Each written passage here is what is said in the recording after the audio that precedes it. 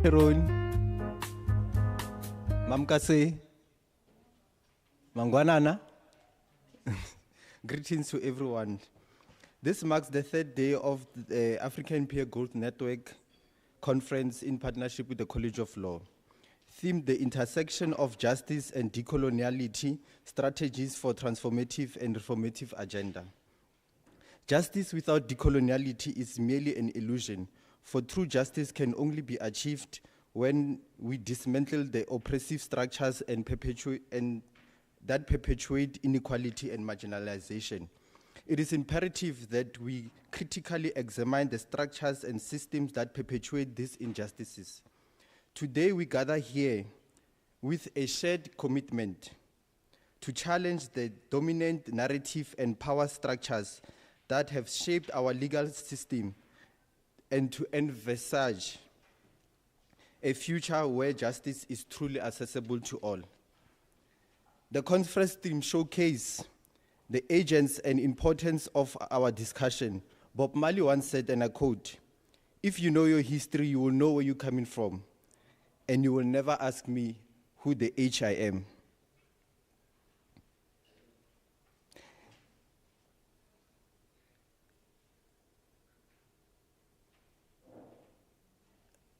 Bob Marley once said,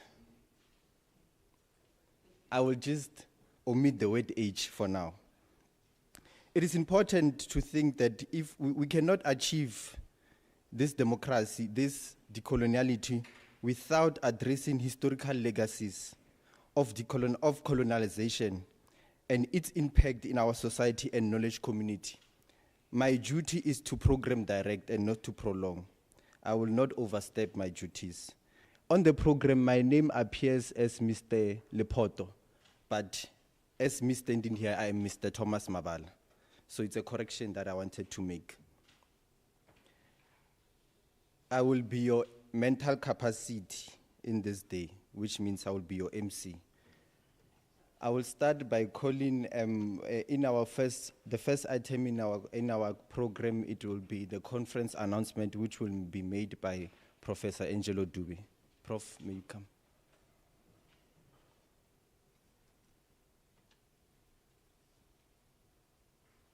Thanks, Mabala. Good morning, colleagues.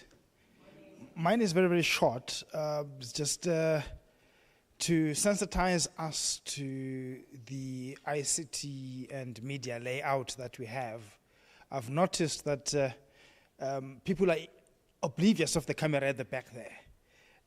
We keep walking straight into it in the line of sight of that camera, and we keep messing up the visual that's coming out from that camera. Let's be alive to that camera. Even when we stand up to take photos with our phones, let's know that there's a camera there that's focusing on what's happening on stage, and we need it to be anti-stepped. There's a PTZ camera here which flips up and down, left and right. Let's be alive to the existence of those two cameras and try and keep clear of them. Other than that, the MCs will keep appraising you of the rules, or not necessarily the rules, appraising you of what needs to be done as we go forward. Like they said yesterday, we don't want you to switch off your phones. We want your phones to be on because we want you to tweet about what's happening here so that the world out there can know the good things that the University of the Land is doing in the knowledge generation economy. Thank you, Mr. Mabala. Thank you very much, Prof. Angelo Dube. I think the rules which you have just given us or shared, I once broke them yesterday. Maybe perhaps if we can go back to the videos of yesterday, I'll be the most famous person on who will be disturbing the camera. Thanks a lot, Prof, on that. The second item, I will call Dr. Morodi to give a welcome address and remarks. Thank you very much. Over to you, Doc.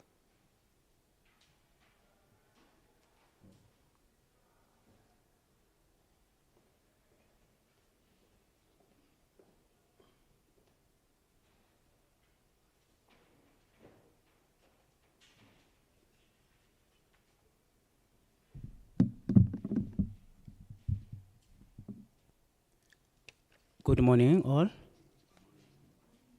Or good evening, all. No, thank you very much, Mr. Mabala, for the opportunity being afforded.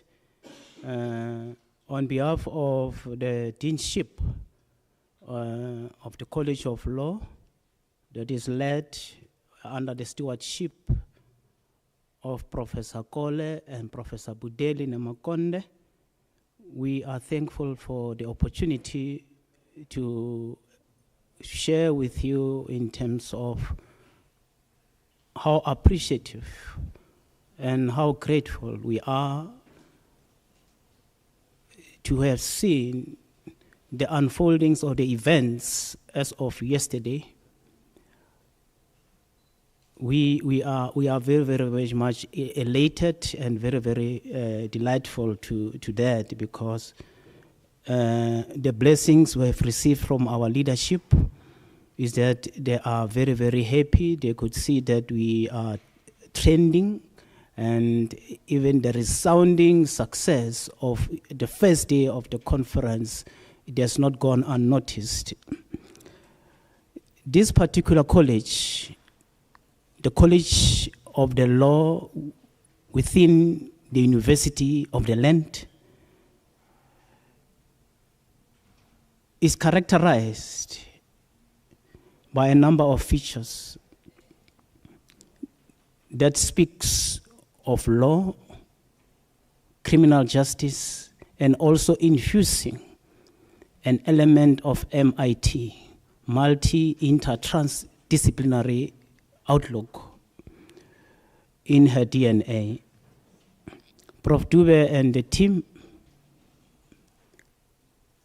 we are very, very, very much happy with the preparations the unfolding of events, particularly this particular conference, which speaks and echoes an African voice. A narrative that will go down in history when UNISA celebrates her 150 years. That our footprint or our blueprint is engraved in the chronicled state of this university. It was also pleasing to see our future leaders, future students from high schools. It must be something that we embody, because it's something that we always say, charity begins at home. We must take care of those young ones, particularly in the marginalized societies, those who need role models, those who need their path to be charted in such a way that they don't deviate from their main dreams or goals. Our students, very, very important stakeholder. Without them, we are non-existent. With them, we fly like eagles. Their contribution and participation is well noted and well observed. And we say, as a College of Law, as part of the catalytic niche areas of student support, we want to be in that particular space of saying, how far can we travel in giving our students support? We're no longer going to count our steps in kilometers, but also in mileage.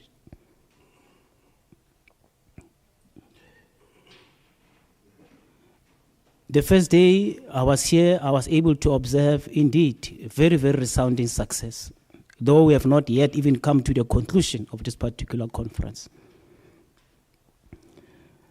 Let me remind those who are in attendance and those who are joining us virtually so, that this particular college is an extraordinary college. It's a college that is quite unapologetic in its approach for social justice, in addressing national interests as captured in the National Development Plan, and also in ensuring that the Africa Agenda of 2063 is realized, in as well as also factoring in the UN Millennium Development Goals. It is a college that is not only consuming everything that is put to.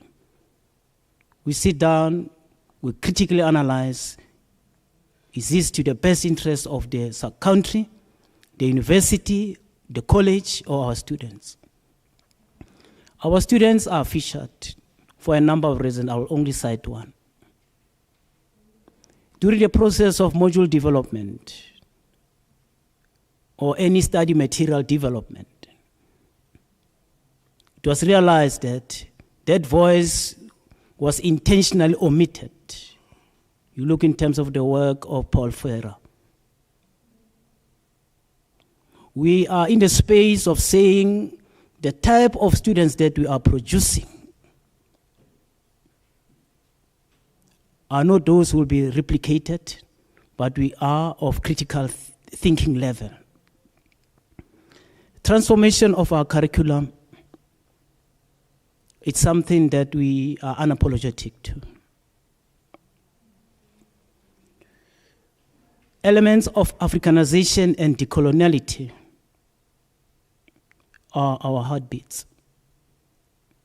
As I indicated, the trajectory that we are moving on is quite progressive. In every space of this university, where anomalies are identified, without any doubt or any skepticism, instinctively the college rises to that particular challenge. as I indicated, that the narratives are to be engraved in a space whereby we say it's speaking to the interests, the needs of our country and its people.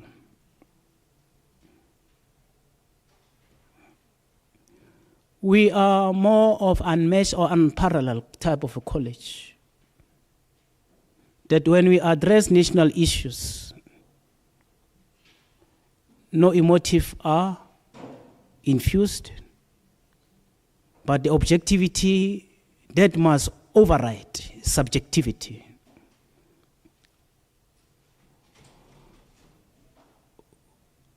We would like also to invite our stakeholders, those who are in the world of practice, those who share our same sentiments. We say, join us so that whatever product or offering that we envisage should be that one of the best of the best. Ladies and gentlemen, yesterday we had what we call a high-level panel discussion. Perhaps maybe we don't know in terms of its implication and its significance. The significance is that when these discussions are engaged, we are talking about policy and law-making formulation structures. There's an influence that this particular conference will have. In whatever space that we try to address, it might be in law, criminal justice, or MIT.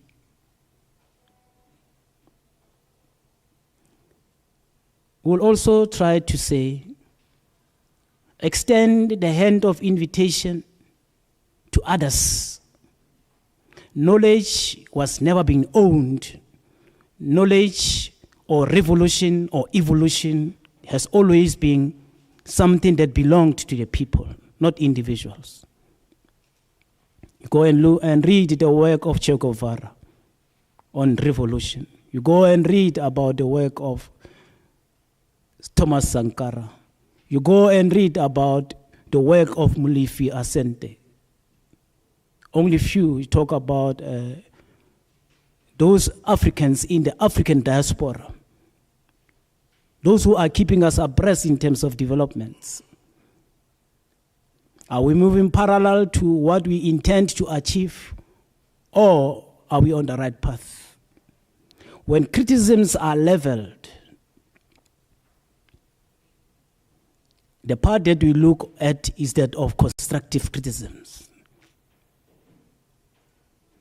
If you are being criticized, then you are being given in terms of a recourse to approach that particular level of criticism, then we are appreciative of that. Program Director, I don't want to take much longer time, but would like to say, enjoy, contribute, and when you go back to your respective communities, share that particular message. That message is not for you. It's for the people that have sent us to be here. Thank you, ladies and gentlemen.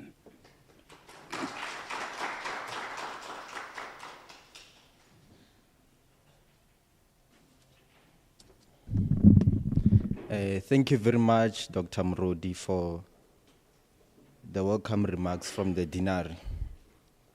If I have to say something, is that decolonization is revolutionary and lawyers should be revolutionaries. You spoke about Thomas Sankara and the revolution.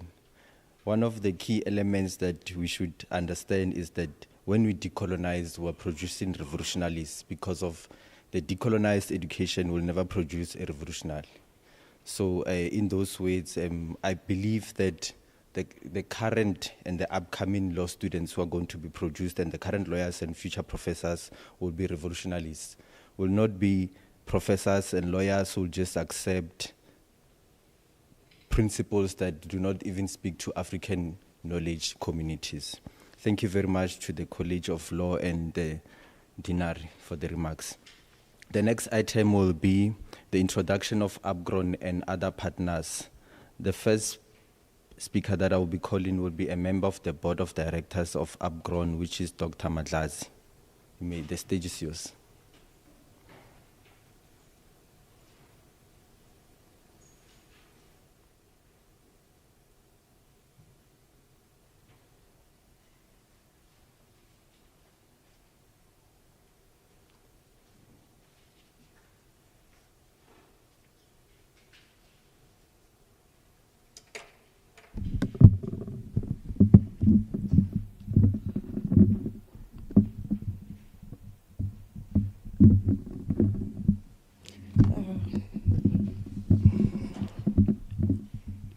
Good morning, colleagues. Why do we seem like we are not energized? I loved what, thank you so much.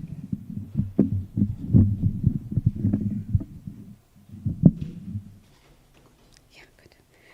Yeah, struggles of being short. I am very short, and now we're struggling to do this. But anyway, nevertheless, dynamite comes in small packages, so yeah, don't worry. Good morning, colleagues, and a warm welcome to this conference on this second day. Thank you so much for joining us. It is a very great pleasure for me to be here with you,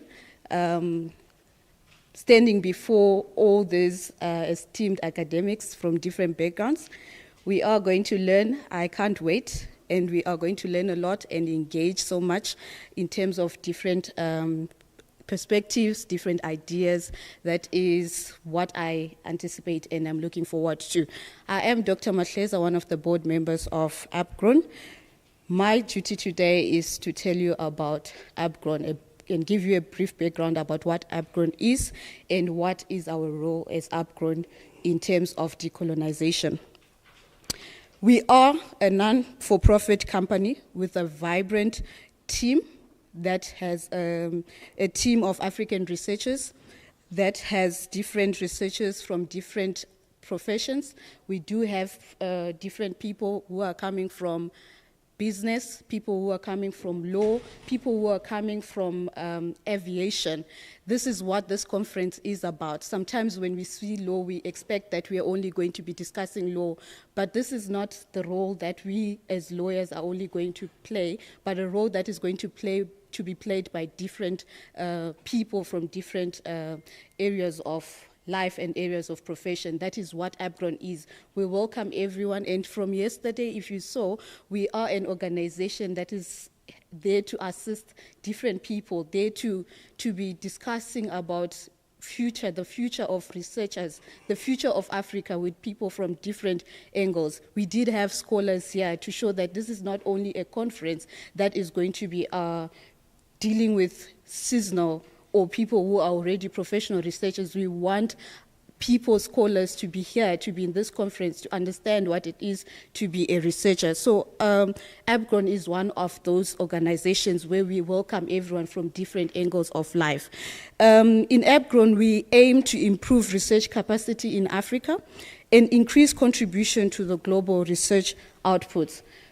If we know that, from what we know as researchers, that most of the knowledge that is out there, or the sources of knowledge that is out there, it is only coming, the majority of it is only coming from the global north. Where is Africans in this? Where are we in this, in contributing our knowledge?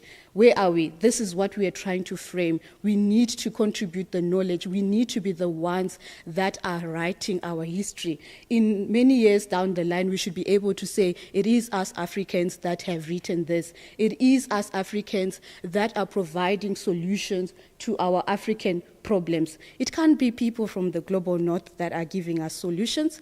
Where are we in this arena? We should be able to contribute into the knowledge that is going to provide solutions for Africa out there. So this is one of the things that APGRON is aiming to do. But how do we do this? How do we aim to be part of the people that are producing and producing knowledge out there. How do we aim to do that? We identify challenges that is being faced by African researchers, and then we try to provide a support system for that, such as conferences like this. We exchange ideas, providing support for each other. We try doing that by enabling an environment for emerging researchers, scholars, academics, and professionals to grow in their research and also to positively contribute to the Africa's growth. That is how we aim to do this. We also have programs where we do a mentor-mentee relationships. We have mentor-mentee relationships which are research-focused and driven by mutual interest of both parties and as well as needs of the mentee and the mentors. We need to understand what is it that we need and guide each other towards creating knowledge based on that. So we provide mentorship. We also provide for those, because we never stop learning. Even if you're a seasonal researcher, one who is an expert, we never stop learning. It is platforms like this that we carry on learning, even if you're an expert in something. Someone is going to give you a different angle of your research ideas, and someone is going to also assist you in that. So it's not only about emerging researchers, it is also for us to learn. That's what APGRON does also. We also intervene in areas such as research design. Those are the key areas we focus on, development and narrowing down your topics in different areas. And we also do editing techniques and include public speaking and conference presentation, just like we're doing here.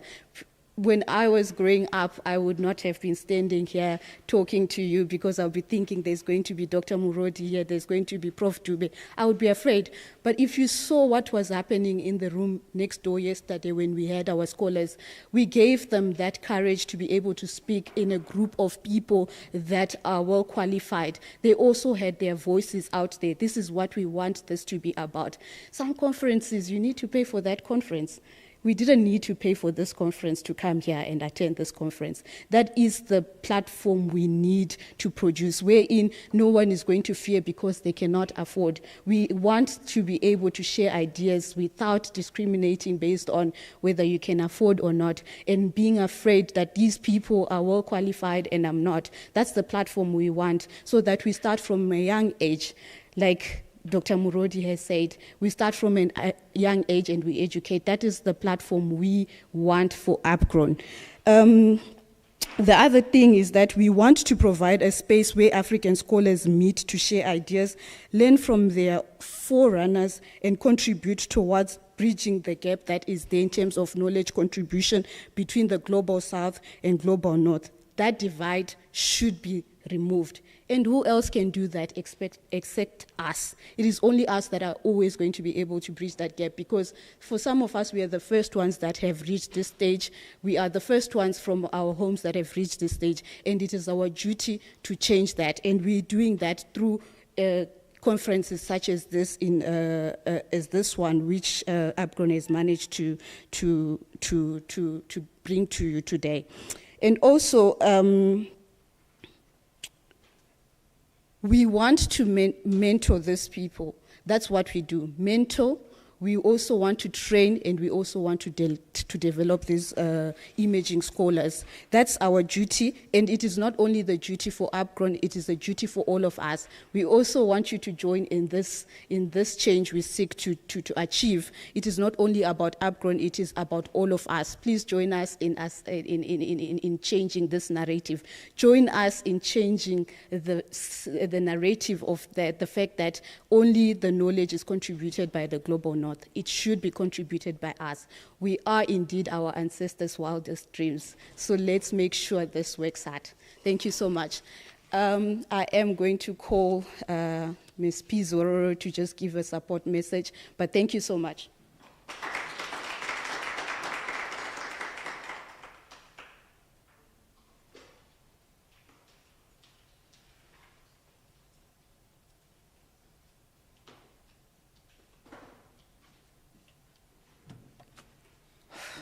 Good morning.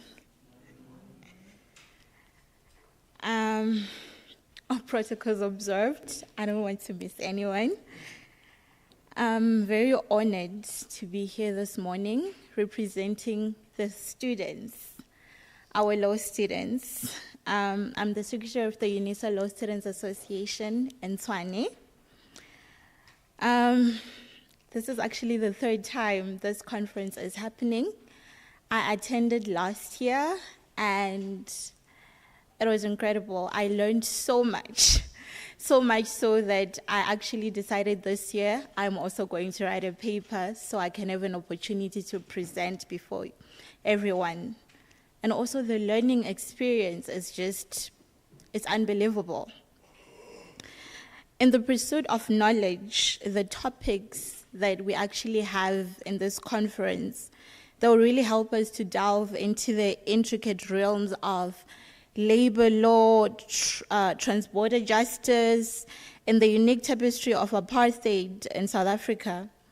I'm excited to be learning about this and the role that education plays in shaping a society grounded in fairness, justice, and equality.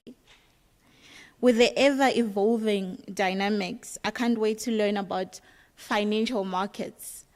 I mean, there's now banks who are coming out saying they have been manipulating financial markets. I think we all can't wait to hear what our scholars have to say about that.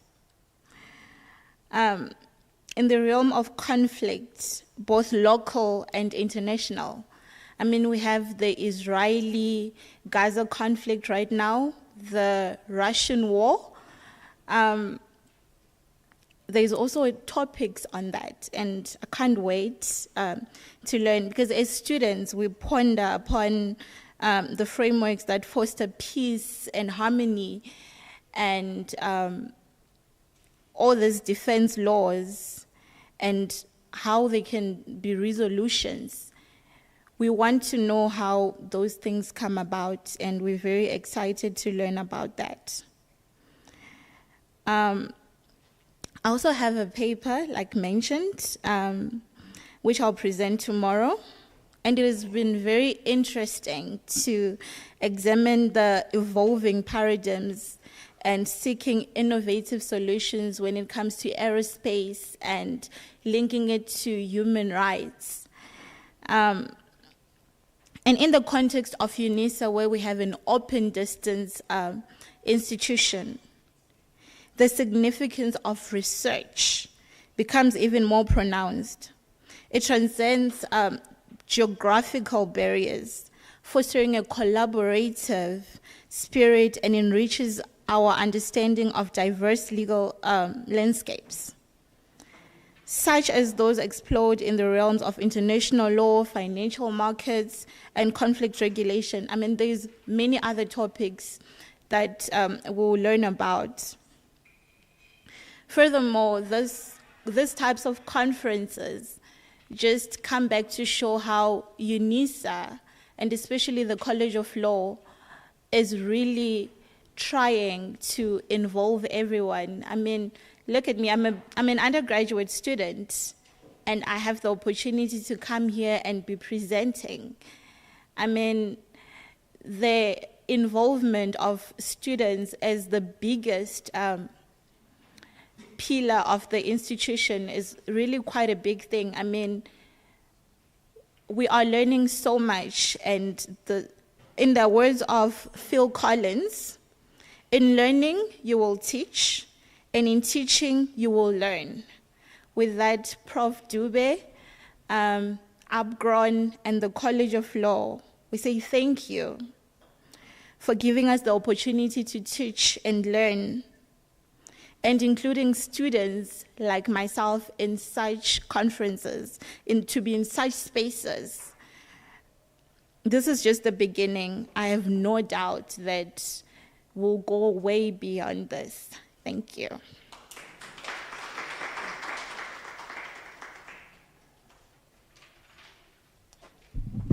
Thank you very much, Doc and Ms. Panashia, Ms. Zorur, sorry about that. I just want to make some few comments about the two presentations and maybe engage on them. Doc, you spoke about public speaking, and I want to say something about public speaking in Abgron. You know, Firstly, when I came to Upgrown, I could not even stand in front of everyone and speak. And I'm still learning how to speak because my background is from a political space where the only time I speak is to shout. So that's the speaking part, and the only time I speak is either I'm singing a struggle song or I'm telling someone to say, let's bend this tire. So that's speaking to me. But when it came to Upgrown, it's a different story. So I would say that there's growth. I don't think the G doesn't stand for anything other than growth. So there's growth and there's continuous learning. And you spoke about decolonization. You know, I always say that you need to question the question and question and question and question. So you spoke about aviation. So can't we say that Africans actually practice aviation before? Because of when I used to grow up, I used to hear that people used to fly using brooms. So they could transport goods using brooms while flying. So maybe that's decolonization, I don't know. It's a topic for another day. So, and to Ms. Zororo, like I said, I spoke about where I come from. You know me, I used to strike and bend tires. So usually when I realized that actually I should have learned before these things that I'm learning now. So when I invite fellow students to say, please come with a conference and they don't come, when I meet them in corridors, I don't greet them. It's because of I feel like they don't want growth. They don't want to see what I saw before. So thanks very much for the presentation. I would call Dr. White to the podium to speak about the Southern African Journal of Security. Thank you very much.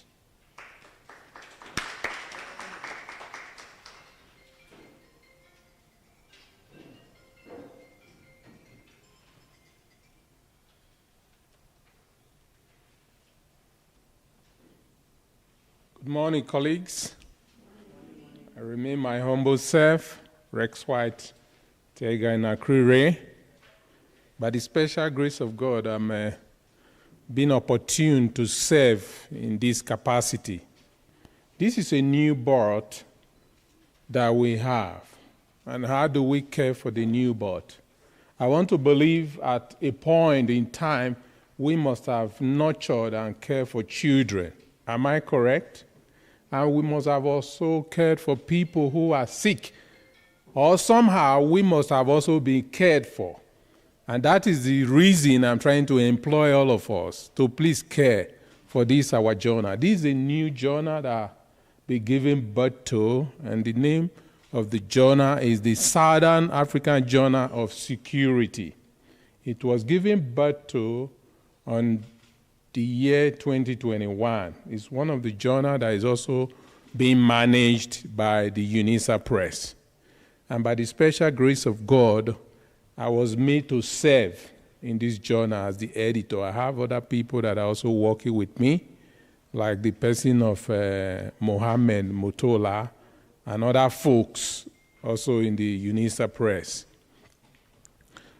This journal is a multi-interdisciplinary journal that talks about issues relating to security. Not just security only in the field of law, in terms of the resources that we have in our homes, but globally. Security in terms of our livelihood. You see most of the activities that has been going on in the country in terms of, theft. So we need to also sensitize and make people to understand what is going on. And one of those ways is to share knowledge. Share knowledge in terms of publication. And that is why I want to beg all of us. We should help to market this journal such that people will begin to come to us and share what they feel about the reasons of why we need to secure ourselves, secure our property, secure our family, secure our environment. This multi-interdisciplinary journal is a broader overview from societal perspective relating to issue of safety. It helps to reflect on various aspects of security, and it encourages researchers to share general knowledge. It does not necessarily mean it must be empirical, whereby you collect data or you conduct interview, but sort of an opinion that you have regarding things that are happening. It will also be welcome that you should please share with us. We've had papers that are submitted in terms of just opinion regarding security and safety. And we have also accepted those journals. The journal was assigned to me last year, 2022. And since then, apart from my experience having served in other journals as a guest editor and as a reviewer, I review for so many journals, though, and with those experiences having shared with the board and team members of management, they felt there's a need for me to come in to play this role. There are several people who are consigned serving as editorial board team in this context, especially regarding this journal. Person of Professor Govenda, Professor Mahen Nala, Professor Motobi, Dr. Mari, Dr. Peter Joseph, Ms. Nomsa Kebe Kule. These are people from our own context. I have also reached out to global space, where we have recognition of people from overseas who could also serve in this space as far as this editorial board is concerned. Some of them have indicated interest, but they are yet to get back to me, such that our journal will not just be only in our context, but it will be more global. With this in mind, I've also been doing a lot of advertisement regarding this journal. I've advertised this journal in different social network sites like LinkedIn, social media platform like Twitter, like Facebook, and also through emails to several colleagues, not just only here but outside South Africa, such that they will be able to be part of this journal. And with that, I have had several submissions. Now, in our peer review, when papers are being submitted, we send to reviewers. Initially, 2 reviewers who are experts in different sub-disciplines or niche areas, as far as these whole broader spectrums that I've just mentioned is all about. And these reviewers will review the work and they give their verdict. But if it happens that maybe we are not too satisfied, or I'm not too satisfied as the editor, I relate to some of the editorial board who could also see what has been said. And with that, we take it further, just because in order for us to maintain quality, we want to ensure that we have good reviews. And if it happens that the work is not very strong, I wouldn't say bad, because no work is bad. It could be sharing of knowledge of a very complex or just a general thought. We want to ask the author to please expand the work. And if the author feels interested, we take it further by doing much reviews, pointing out areas of strength on how we could only accept this journal. With that in mind, we have been able, by the special grace of God, because I want to believe everything we do is to His own strength, not our strength. We have published 7 articles this year and 1 book review. And there are also other papers, manuscripts that are under review.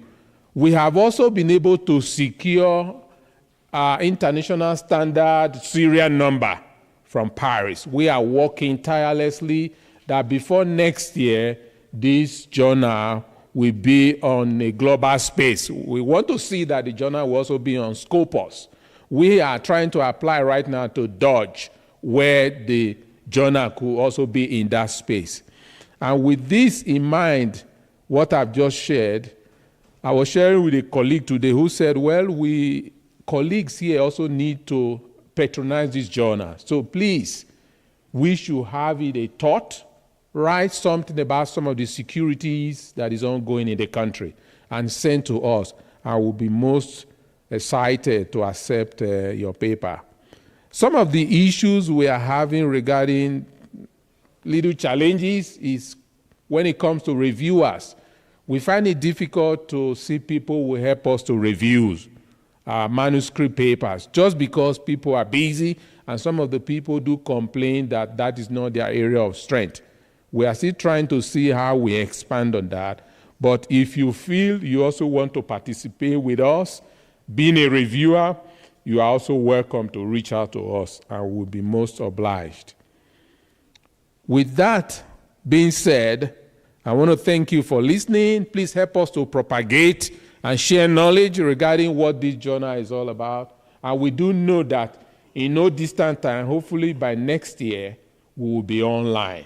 And the journal is also working, because from what they told us, having published certain numbers of papers, we will see how we become accredited. And once we're accredited, we'll be in the DH database platform. With that, I want to thank you.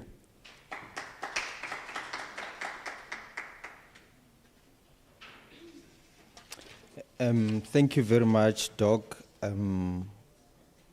We're at the breakaway time now. I think we're going for breakaway. Session 1 will remain in this hall, and session 2 will be in the next hall. Thank you very much.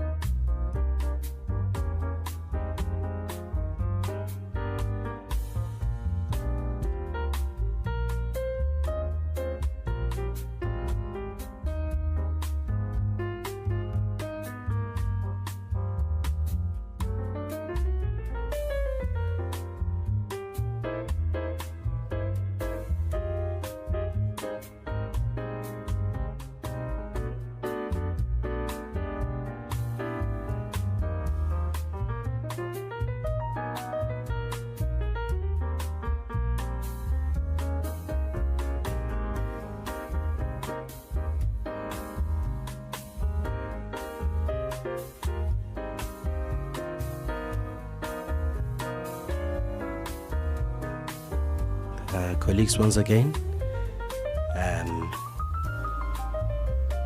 With all protocol duly reserved, my name is Ncube Menelisi. I want to express my heartfelt gratitude to APCRON for giving me this opportunity to steer this session. This session will be having the theme, the teaching of international law in higher education. Colleagues, without wasting more time, allow me to call upon our first presenter in the session, who is Faith Pepela, and the title of the talk is New Wine, New Wineskin, Decolonizing Teaching of International Law and Incorporation of TWA in the Classroom. Ms. Faith Pepela, please come forward and commence your presentation. Thank you.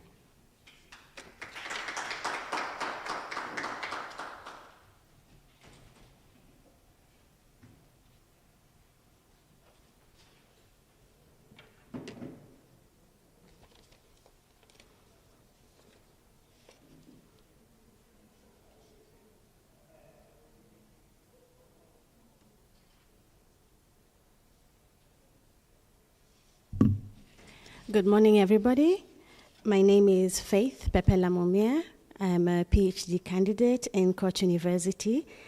I'm also a policy analyst at the Kenya Institute of Public Policy Research and Analysis. It is a pleasure to be here with you today. I keep telling everyone I meet that I love the convenience of South Africa. You know how you travel to another country and when you land, you feel lost. You don't know the streets, you don't know the food, but this feels more like home and I'm very excited to be here. Maybe I could confirm from the moderator how many minutes I have because I'm an African and I can speak like an African pastor. Okay. All right, I've been told I have 20 minutes, so let's make the most of it. Could I ask from the sound system if I could have a mic to pass around? I request Menelesi to be my moderator for now, saying that I am also a teacher by profession. We are all going to learn in this session. So woe unto you if you're sleepy. I'm going to get you. So the title of my paper is New Wine, New Wineskin. So Decolonizing Teaching of International Law and Incorporation of TWA in the Classroom. So let's get into it. The teaching of international law. We often present international law in our curriculum as this sanitized version, sort of a kumbaya song. This is international law. It's meant to put us together, pull us together. It is the highest form of law because it is to draw us together to peace and cooperation.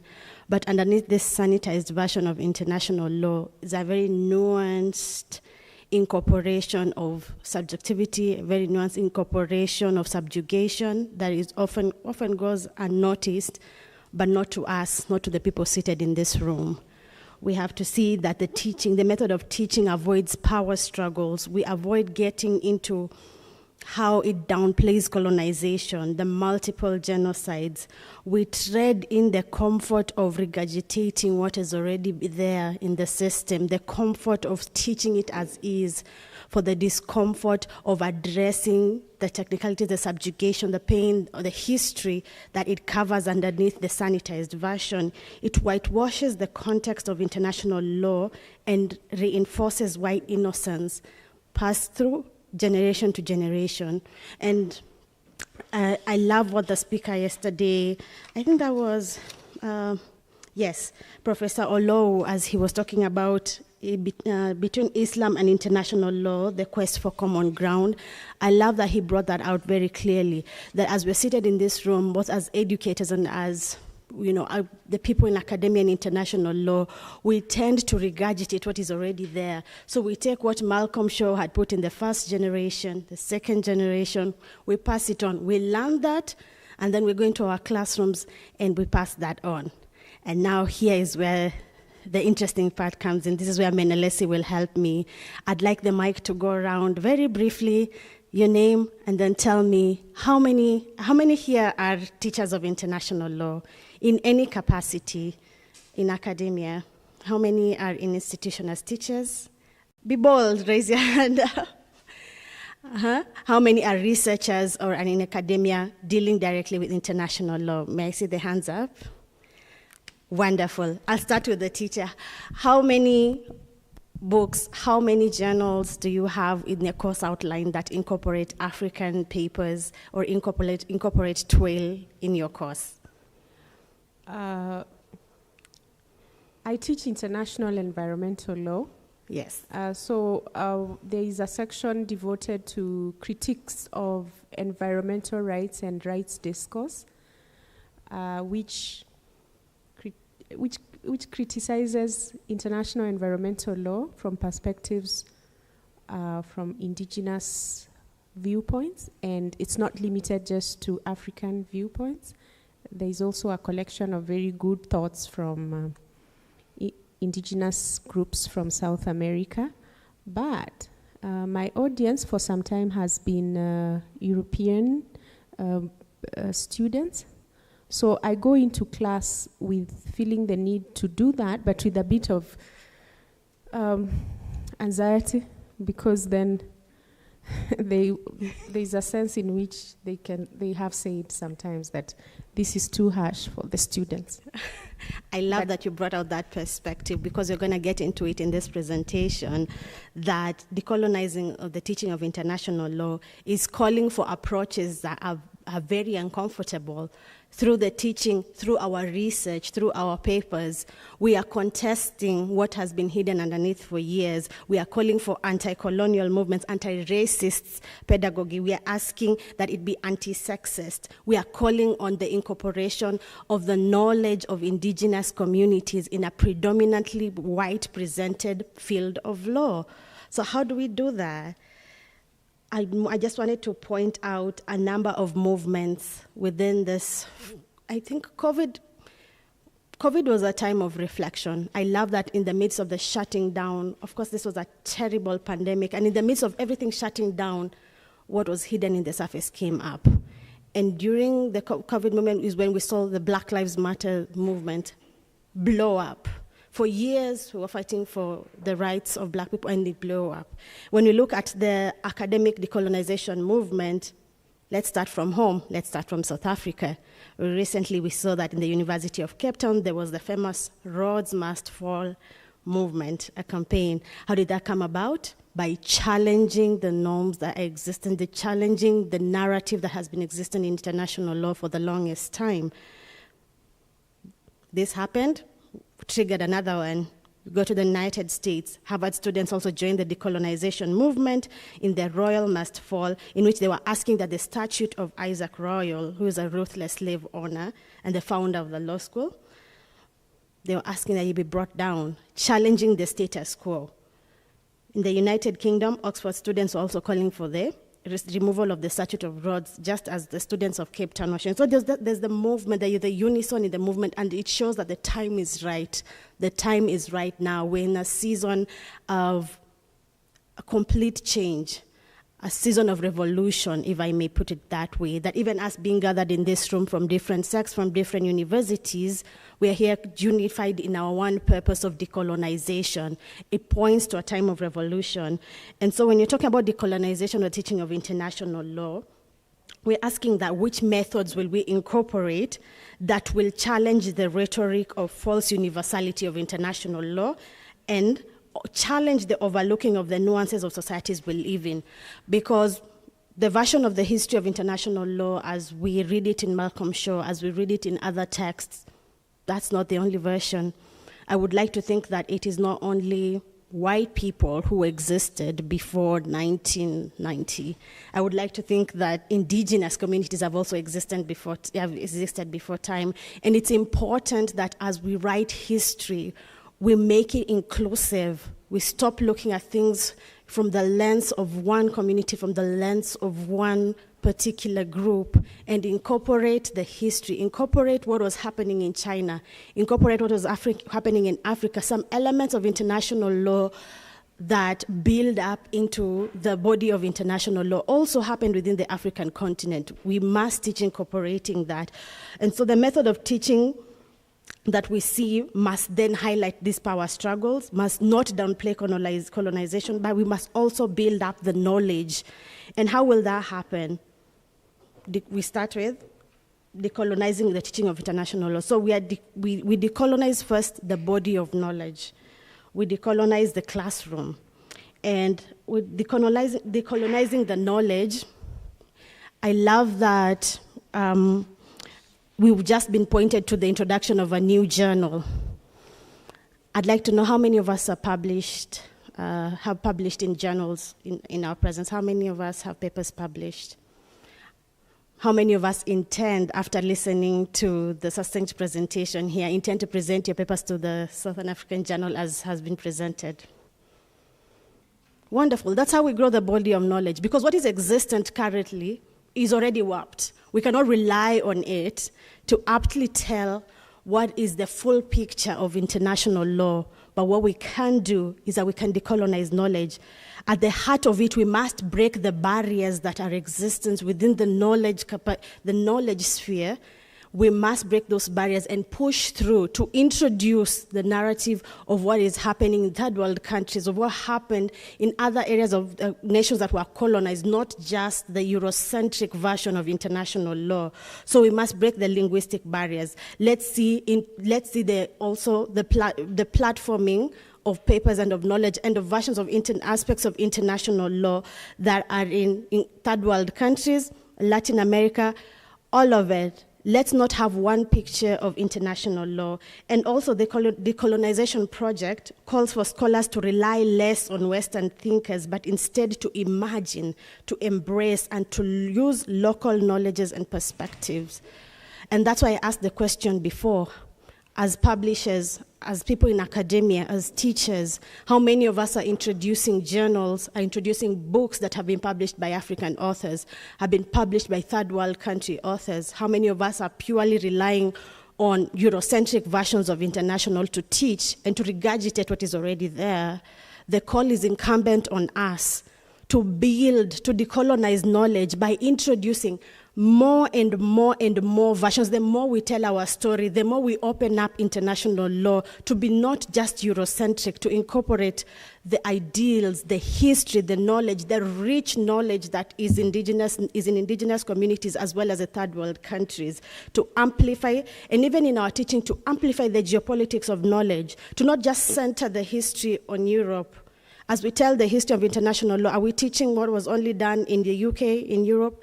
But are we also teaching aspects of, in international humanitarian law, there was also this that was happening in China, there was this that was happening in India, there was this that was happening in Africa, incorporating all of that in our teaching. So the perspective emphasizes that there cannot be a general epistemology. We must be able to locate geohistorically the colonial matrix of power and acknowledge that colonial power cannot just be observed from outside it. We must decolonize higher education.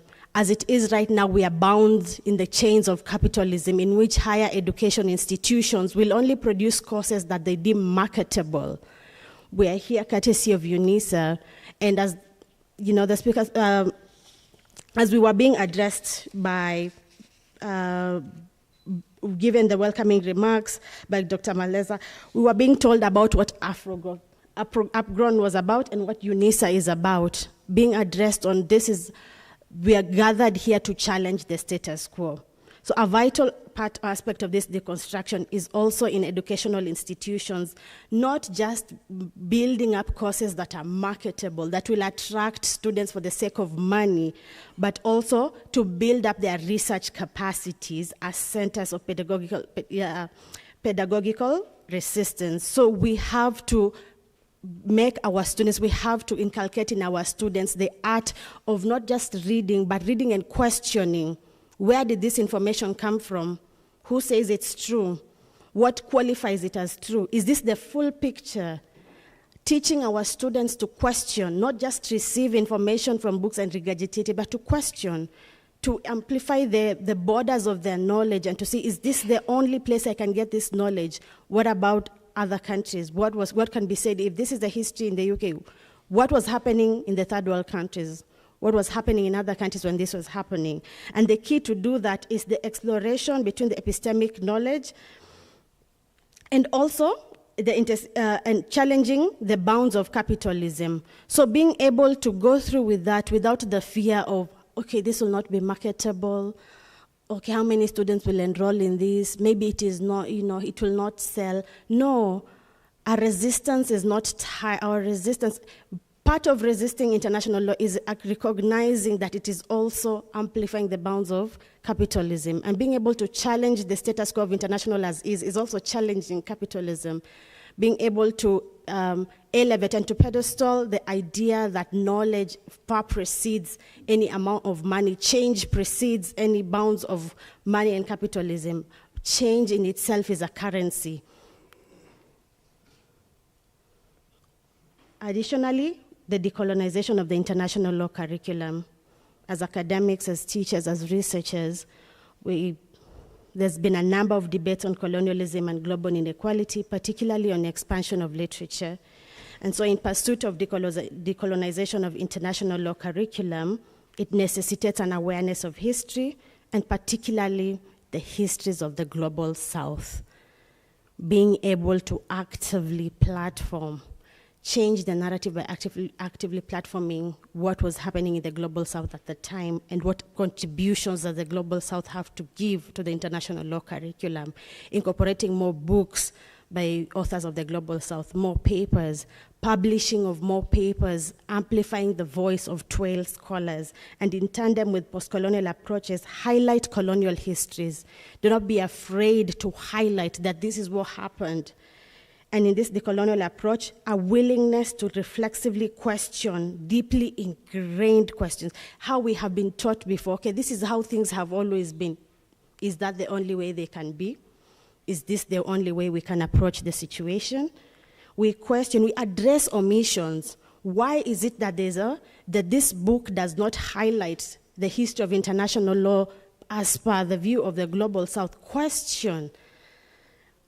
Address non-Western knowledge systems in our discourse and enrich our understanding of international law. Decolonize the classroom is another way, is another avenue of decolonizing the teaching of international law. We have to deconstruct the inaccuracies that have been present in international law and challenge distortions. We have to do away with the negative labeling and deficit theorizing and the cultural deficient models.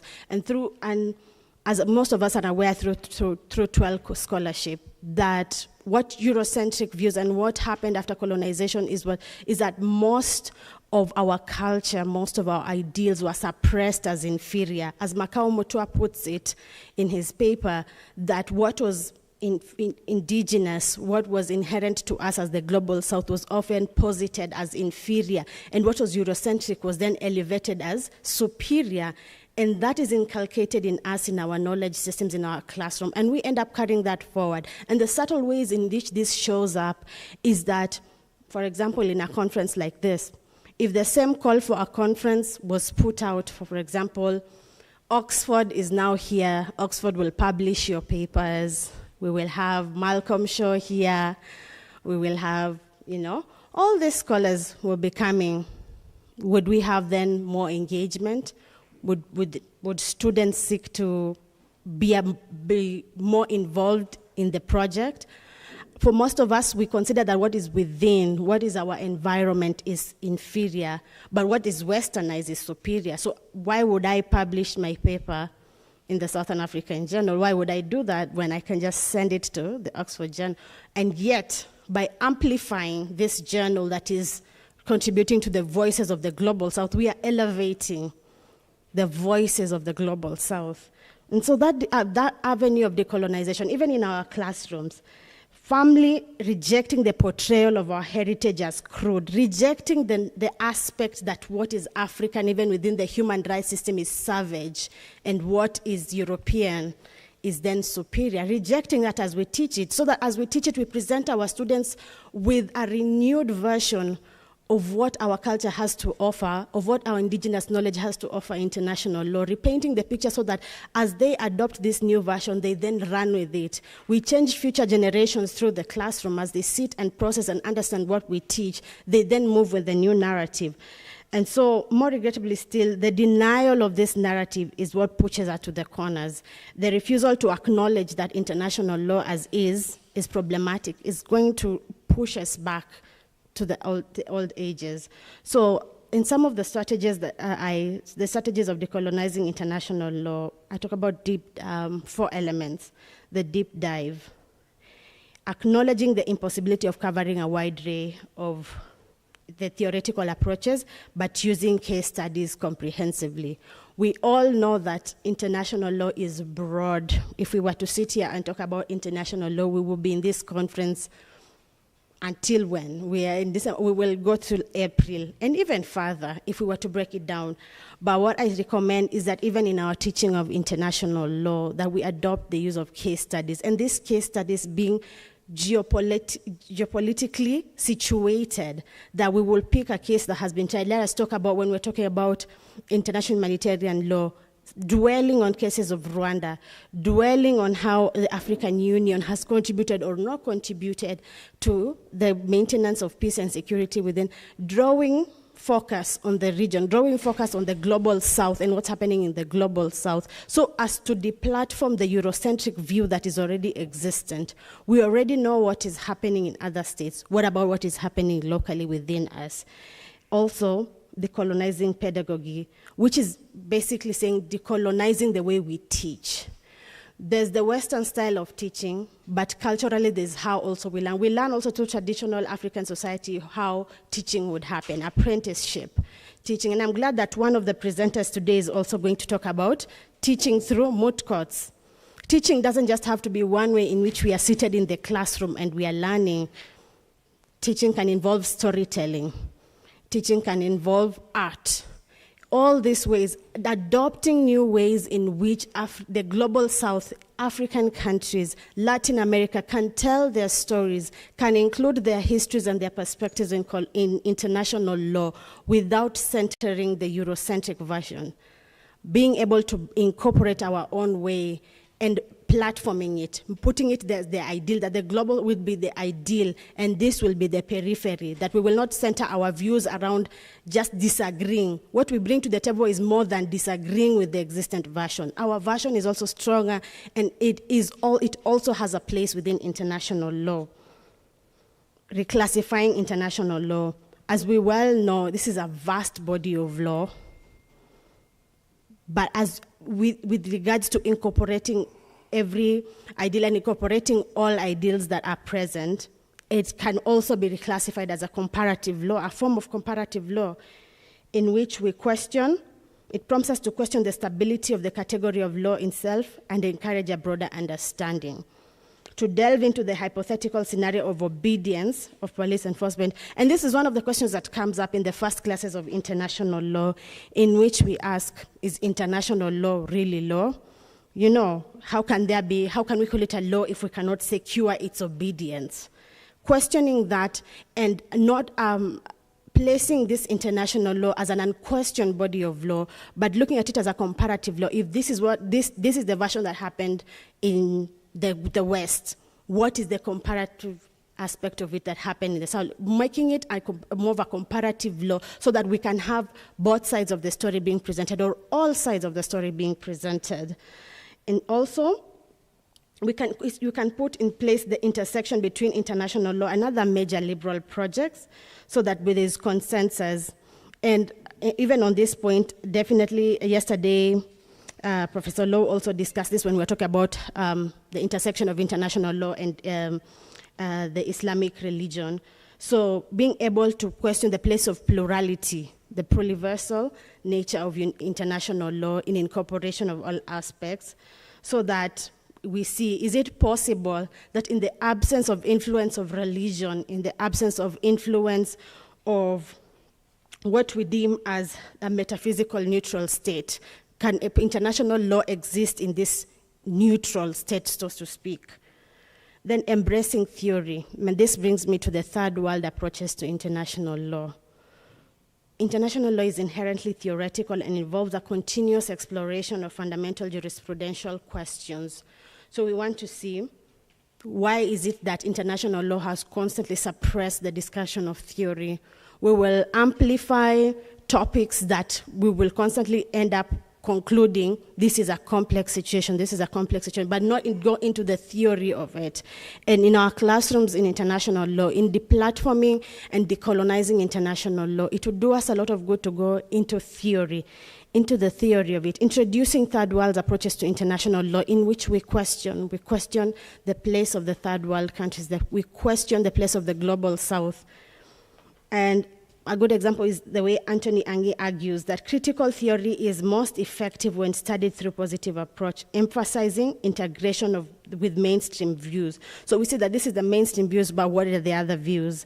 And incorporating this, our perspective, by introducing customary international law and responsibilities, being able to see that humanitarian law didn't just begin with the Nuremberg trials, it didn't begin with the world wars.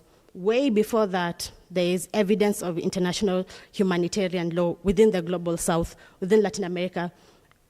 A lot of examples of that, even in the Arab world, a lot of it. How can we then bring this to the table? So thank you so much for the presentation. I know I still have about 4 minutes, so I want to hear from my audience before I finish. How many of us today have the intention of adding more books from the Global South into their course outline or into their researches?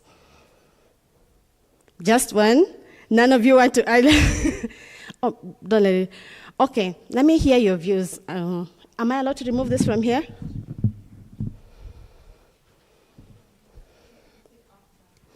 No, we can start with you. So you can tell us what's your area of practice, and how do you think that we can incorporate the Global South views in your area of practice?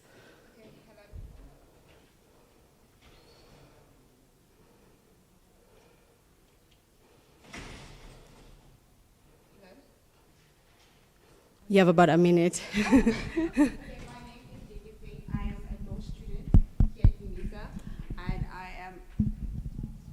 There we go. I am one of Prof. Dube's protege, and my focus is on mineral resources within Africa. So what I've noticed, there's not much reported on it, particularly when it comes to incorporating international law with knowing more about mineral resources within Africa. So the question, can I just ask one question? The question would be, in redefining the legal education when it comes to using mineral resources, how can South Africa break away from the Eurocentric perspective and incorporate indigenous knowledge into teachings of international law? Wonderful. Thank you so much for your contribution. We're very few, so everyone is going to get a chance to speak. As I said, I'm a teacher, and it's my work to ambush people. So let's hear from you. Even you, let me hear your perspectives. How do you think we can incorporate the Global South views in your field? Tell us your name, your field, and how you feel like we can incorporate. Thank you very much. Faith, I think a part of my job has been usurped, but it's okay. My name is Meneli Singube. I'm in the mercantile law field, banking law to be specific. So I'm not really big on international law. And I have, though, a question for you. I don't know if I should ask you now.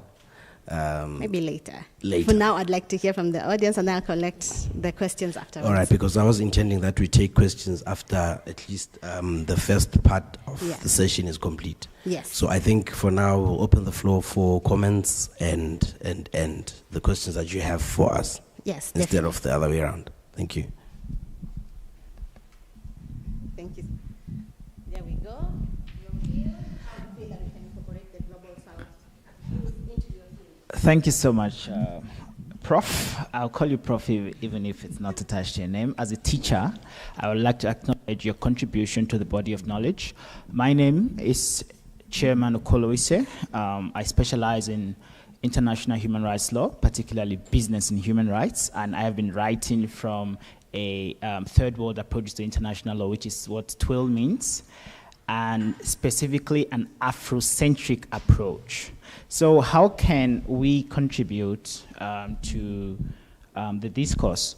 I think that international law education is actually highly colonized, and there is a need for us to develop our pedagogy from the ground up rather than from have a top-down approach. Yes. And we can develop it from the ground up. And I was waiting. So even some of the things I've penned down were going to be questions. But I'm really grateful for this opportunity to air my view. There is a number of scholars who have actually written international law textbooks that we do not use. I think we can start from that. Yes. In the last 20 years, very rarely do you see international law teachers using international law textbooks written by Africans from an Afrocentric perspective. And that is really the crux of the problem. And it's not just in international law, in virtually all facets of our Western-styled education. You see political science students studying political science textbooks from Europe. Like, how can you study African politics or African law using European textbooks? So the likes of Malcolm Nathan Shaw, someone mentioned Crawford yesterday. John Dugard is African, so maybe we can skip Dugard. But Dugard's textbook, it's not really African when you read it. It's just like any other European textbook. So there is a need for us to actually teach using Afrocentric perspectives, and also there's an importance, there's a need to localize the way we teach international law. But instead of referring to countries in Europe and America, we should be able to give examples between African countries when we teach international law. There's been a notable number of cases, on border disputes and all that in Africa and among African states, which have gone to the International Court of Justice. We should be able to use these examples rather than resort to cases such as the case on the threat of use of force against Nicaragua and all that. Use African cases. And I think when we localize the way we teach law, African students or students in Africa can begin to better appreciate our lived realities. Exactly. And that is how I think we can build from the ground up. Thank you so much. Wonderful. Thank you so much for that. I'll have one more. Yes, Professor Angelo. Thank you. We have new students in the audience, so you can go ahead and reintroduce yourself. All right. And before you give your views. Professor Angelo Dube, the School of Law. Thank you for the presentation. I noticed a lot of exciting things from your contributions. So maybe before you start, yes. The session for questions will be after this. But the question I had posed to the crowd is how you, as an individual, are contributing to the incorporation of the Global South voices in international law. I missed the memo. I was outside. How am I contributing? Yes, how are you contributing? My first involvement in contribution was, I was still a teacher back then. I was teaching international law. It was to turn the module on its head. With my team, Dr. Mhlongo was involved. We were teaching the module together. It was to simply infuse Global South scholars, question the Eurocentric nature of international law, Africanize, and we had a lot of pushback though when we did that from students, because students were seeing this for the first time and they said, what are you talking about? Especially from students of a particular skin color, who didn't have enough melanin in their skin color. They pushed back. Like, what are you talking about? International law started in Africa? They couldn't get that we were taking the narrative from the Peace of Westphalia to saying before the Europeans stopped living in caves, we were doing international law in Africa. We were practicing diplomacy in Africa. We were exchanging diplomats. We were trading with the East. We were trading with India and China. But I'll reserve my other comments for later in the question and answer session. Thank you. Wonderful. One more remark before I close. I noticed that my time is up. One more person who wants to tell us how they are incorporating the Global South views, how they are decolonizing the teaching of international law in their own field. I'll give the platform to one more person before I can close the session. Any takers? As I said, I'm also a teacher. If you don't raise your hand, I will choose you. I will choose you. Going once. Going twice. I'm walking in your direction. I have chosen. Okay, thank you so much. I know in a couple of years I've not really taught that much. I've been more involved in research. But one way through which I felt teaching international law, especially from the global south, as you have mentioned, I don't try to be biased, but want to believe that we are our own problems. Why I said that is, I don't know whether it is common with the black race. We like competing among ourselves, and we still don't want to support one another. If you look at many papers, articles that are from the Western world, so many things have been said trying to blackmail the black race. It is high time we appreciate ourselves as blacks. It is high time we decolonize some of those have been taught by the Western world, start teaching gradually in our own context, and as time progresses, the young ones we have, they will infiltrate some of the things now bringing it now to the national or local. With that alone, do you know I've sent papers to several journals overseas? They will tell me that I think this paper will be more appreciated in Africa because it speaks more about Africa. But when I send those papers to African journal, they will not want to accept it. They will say, oh, it does not have a global view. You didn't talk about things happening in UK, in US, in Canada, then before you bring it to our local context. You see, so in order for us to untie, teach, especially this international law that we are projecting, we need to decolonize our mind such that we should not just think what is being taught out there is the best. And as such, we start moving backward. And as we move backward, we tend to appreciate our own self and unlearn what we already learn. And with that alone, I want to believe that so many things will change, especially for the next generation to come, because ours is already almost gone. That is just the little contribution I have. Thank you. Wonderful. Thank you so much for being an involving audience. I appreciate all your comments and your views. And if I could have a parting shot for this, is that we have to deplatform this Eurocentric view of international law. What we have, even as African authors, is a story worth telling. We have a place in this.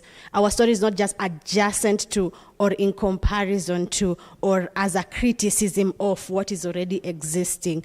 As it is, it stands as a body of knowledge worth appreciating, worth passing on. Thank you so much.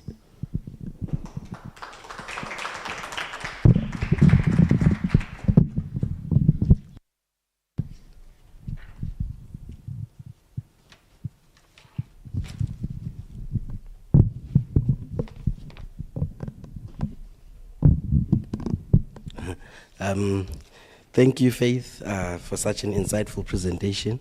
I must say, you also decolonized the manner in which we've been conducting our presentations here, such that we've been presenting and then the flow would come in at a later stage. But thank you for such a different approach. Colleagues, our next presenter is supposed to be Thomas Mabala and Sipho, but I've been told that the other presenter is not currently available, so this presentation will be included in tomorrow's session or at a later stage today. Allow me then to ask our next presenter, Neil R. Puma with the presentation titled Empowering Learners with Disabilities in Using Accessible Technology Solution for Inclusive International Law Education. I am unsure if the presenter is available online. If you are available online, yes, I think our presenter is available online. Over to you. You have 20 minutes for the presentation. The Q&A session will come after all the first phase of the presentations have been completed. Thank you.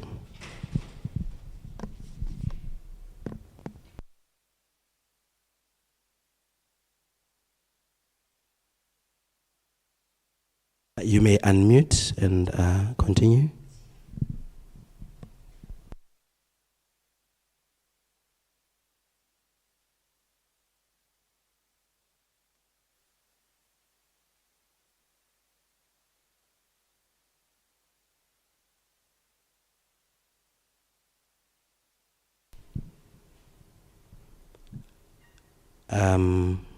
Our presenter, you may unmute yourself and go on.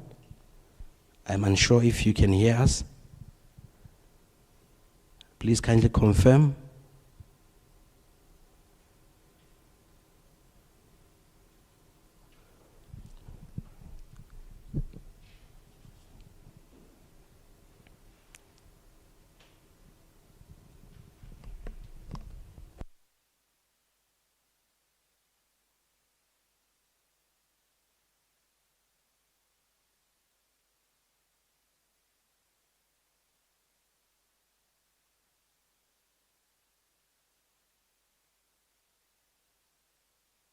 Colleagues, I don't think we have Neil to present for us right now, because I think the person who was there on the screen is Chief Taku.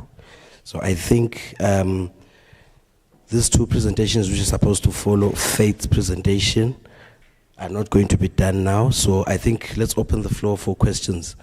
May I open the floor for questions for Ms. Faith Pepela?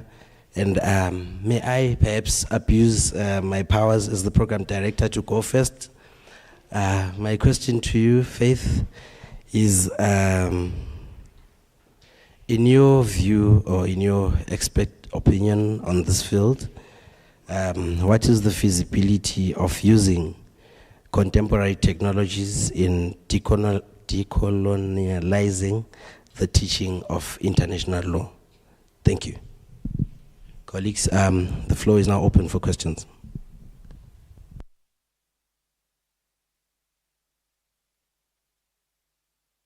Yours and then yours. Thank you so much, Professor Faith, once again. My question is pretty straightforward. As a user of third world approaches to international law, in my writings, including my master's and PhD thesis, one criticism that I have seen, and of course I'm sure you've seen this as well, is that TWIL is also often believed to be only a subset of critical legal studies and does not really contribute to propose an alternative. It's only criticizing the dominant paradigms in international law. So I'm hoping perhaps to hear what contributions TWIL seek to achieve. Does it seek to achieve a complete revision of international law and international law pedagogy?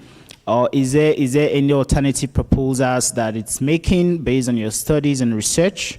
Or how do you think it can have a meaningful impact? Is it just for African voices to be heard in terms of how international law studies are conducted, or are we seeking to make new infusions into international legal studies? Thank you so much.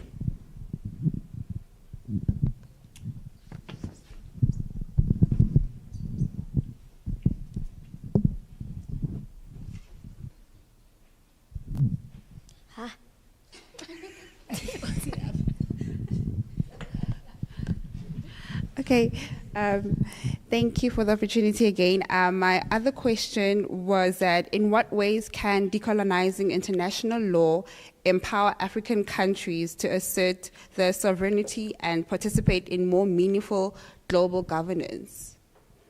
Based on what we've seen, particularly in the new, I feel like we live in a new world era that's very confusing. And then what role does international law play or should be portrayed from an African perspective?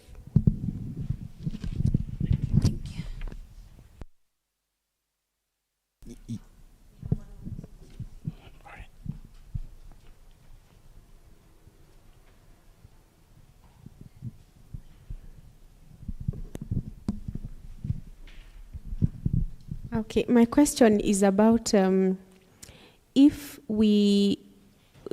our aim is to decolonize international law, I've always felt that other perspectives are offered as an alternative to international law, and if we frame other perspectives as an alternative to international law, we run the risk of still centering international law, because that positions us to still engaging with international law as though it is still the dominant narrative. So the danger I see is that we will end up talking more about decolonizing international law and actually never truly decolonizing international law. Thank you. Thank you for the questions. Faith, you may respond to the questions.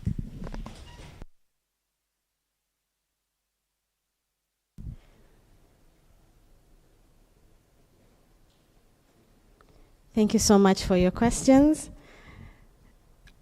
The first question was on the feasibility of using technology in decolonization or in decolonizing the teaching of international law. I think this conference is an apt example of that. I think when we talk about technology, sometimes we look at it from an abstract point of view of moving machinery and other big constituents of technology, and we may forget that simple things such as laptops, such as being able to have this virtually, the equipment we use to connect to the rest of the world. And on top of that, the work that we come together to do as Africans by being connected virtually is also a contribution of technology. And I think that the feasibility of this is that definitely in decolonizing international law, one thing it does is that it brings us to a common ground as citizens of the global South.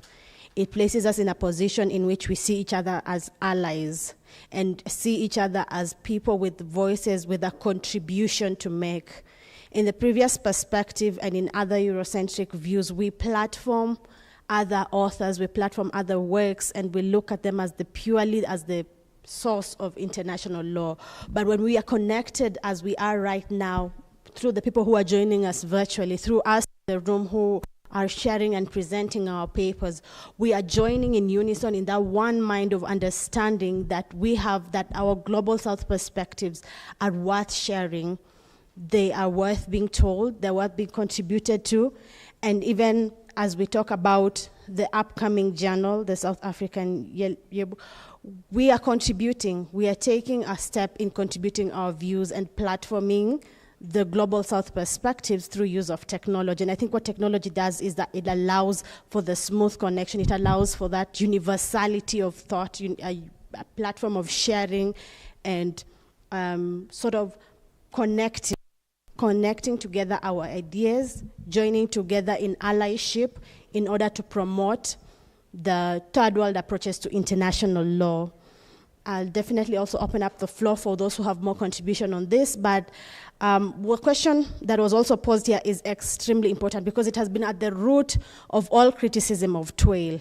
That is TWAIL nihilistic? Is the purpose of us talking about decolonization, is the purpose of us talking about third world approaches to international law purely to critique, purely to discredit, purely to oppose the existent status quo? Is that what decolonization is about? I would argue that no. TWAIL has contributed a lot I think that TRAIL has and continues to contribute a lot to the growing discourse. And I think part of acknowledging that, as I said before, is as scholars of the Global South, being able to pull away from linking decolonization to just the opposition of, but also platforming our history, our knowledge, our ways, our culture, the indigenous values that the Global South has to offer.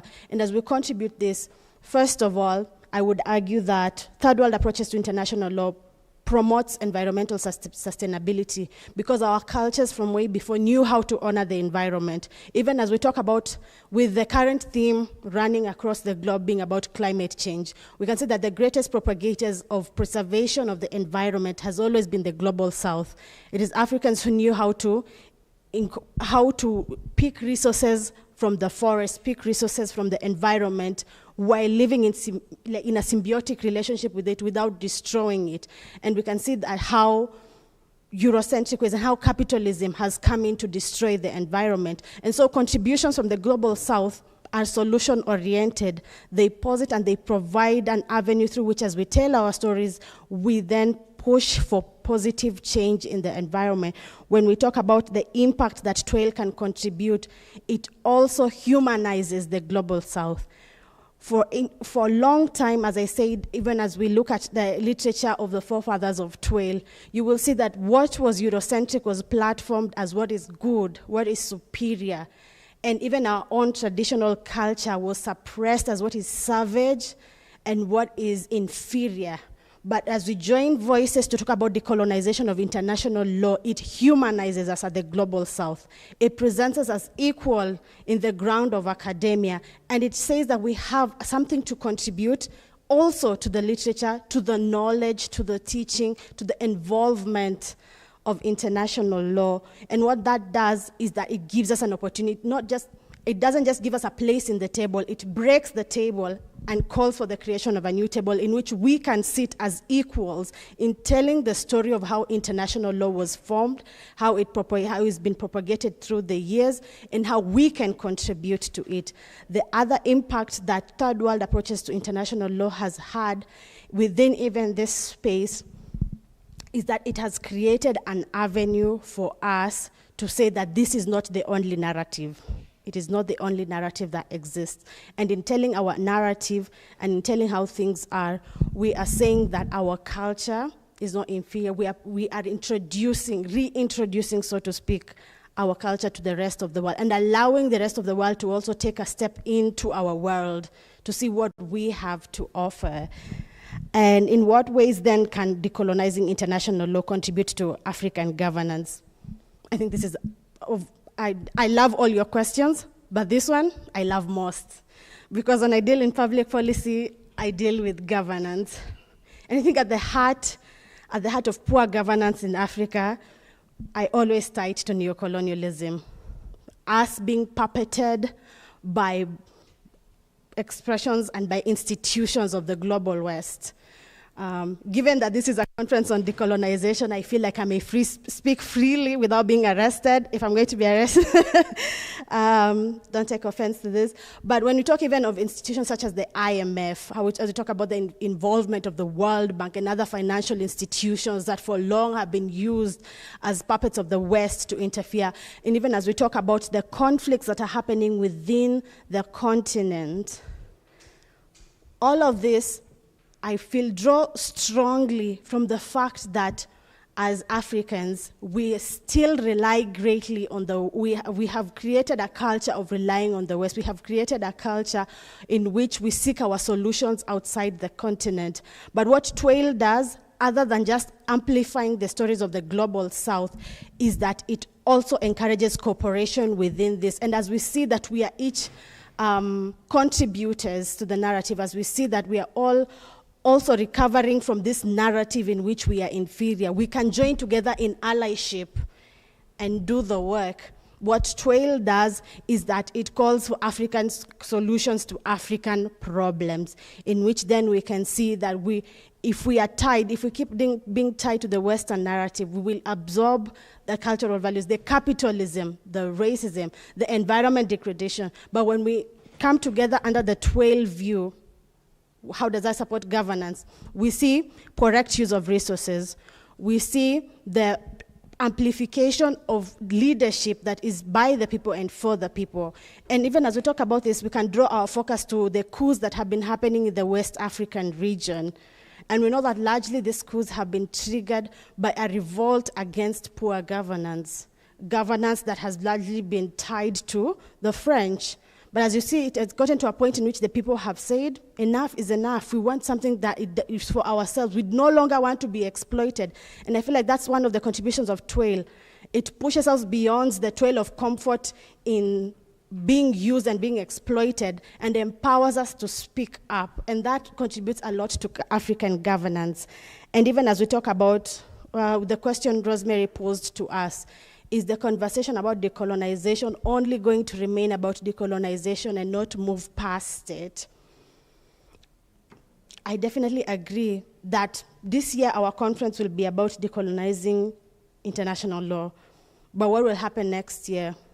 This year we've had these voices, we've had this. I think this is only an avenue of awakening. As we discuss this, we discuss how we can move past the Eurocentric gaze. And what that does is that it puts us in our own, and that's why I posited the question to the crowd, what would you do? What would you do? In your own sectors and in your own fields, you begin to ask yourself, in what ways have we platformed the Eurocentric view and seen the African way as inferior? In what ways then can we tie in the global south to what we are doing? And when that happens, now the narrative stops being about decolonization. We now start talking about the global south stories as also amplified, as a body of work on its own, not needing to criticize or not needing to talk about what is already existent in order to gain credibility. The stories of the global south, the histories, the knowledge, the pedagogy of the global south in itself is a body of work with utmost importance, without relation or without being tied to the Eurocentric version. As we speak about decolonization, we also prompt our minds and we prompt institutions to classify and to view our own works, our own cultures as being of worth, even without their ties to the Eurocentric, to view our perspectives as worth being taught, worth being amplified, worth being passed down to generations, not just because they are tied to the Eurocentric views, but because they are our stories to tell. I don't know if there's any other person with a question. Yes, I was waiting for you. Thank you, I came back just in time.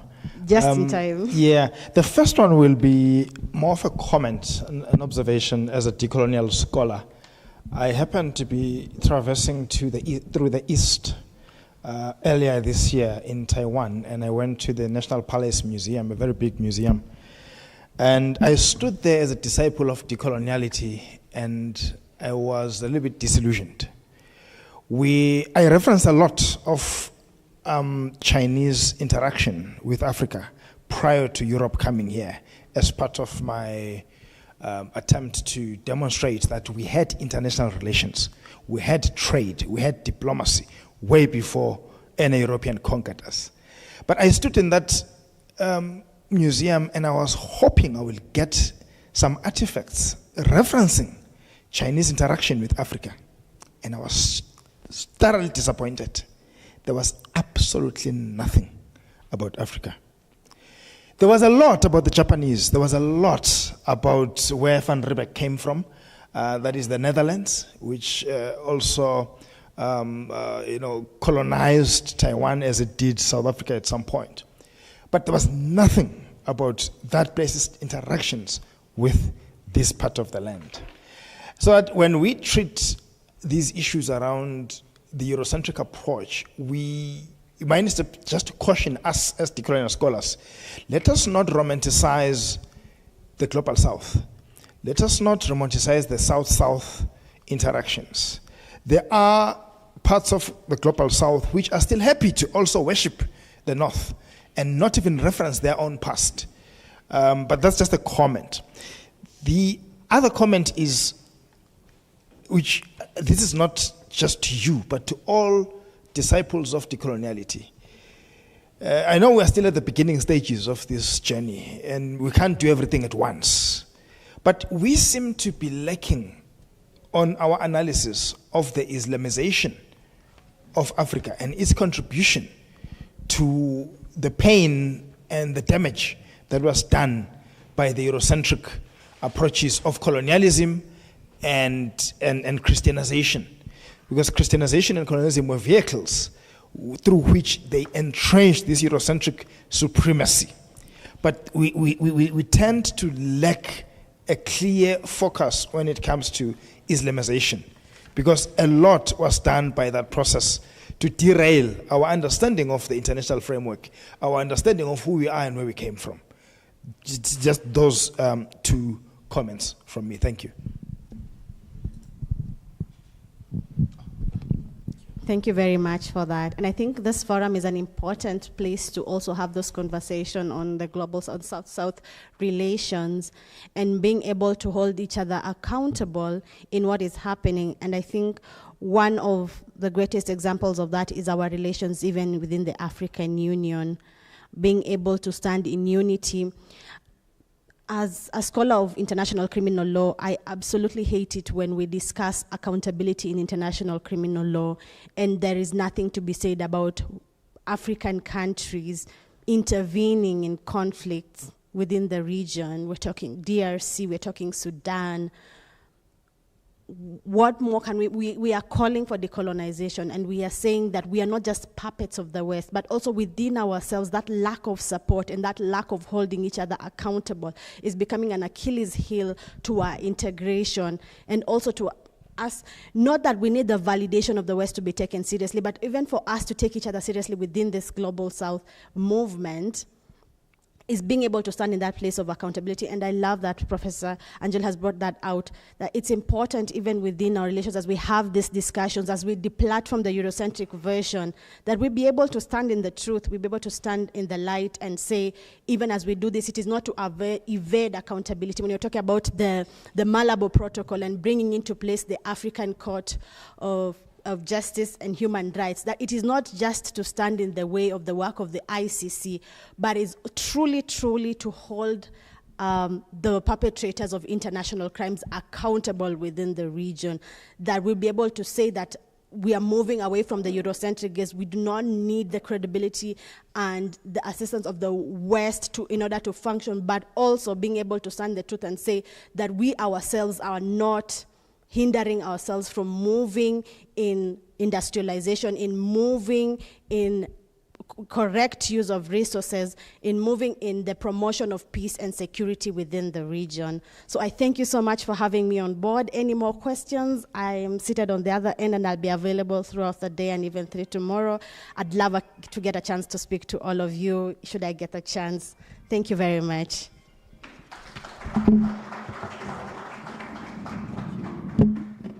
Thank you very much, Faith Pepela, for this interesting conversation on decolonizing international law. I think it's also a great opportunity for people like us who have been oblivious to check if ever in our fields of law, which is, well, for myself, banking law, there could be these aspects of Eurocentric ideas driving all these issues that we deal with. But I think it is definitely a good opportunity after this to go and ponder and check if there is that something which I would call an anomaly. Colleagues, we were supposed to have a tea break from 10:50 to 11:10, but according to my watch right now, it is 11:45. But I think also we may manage to still be on time. So I think colleagues can go for a 10-minute tea break while I check also for other presenters online if they are available, so that the second part of our session goes on in a more smooth fashion. So colleagues, let's reconvene at 11:55 and continue with the next segment of the presentations. Thank you.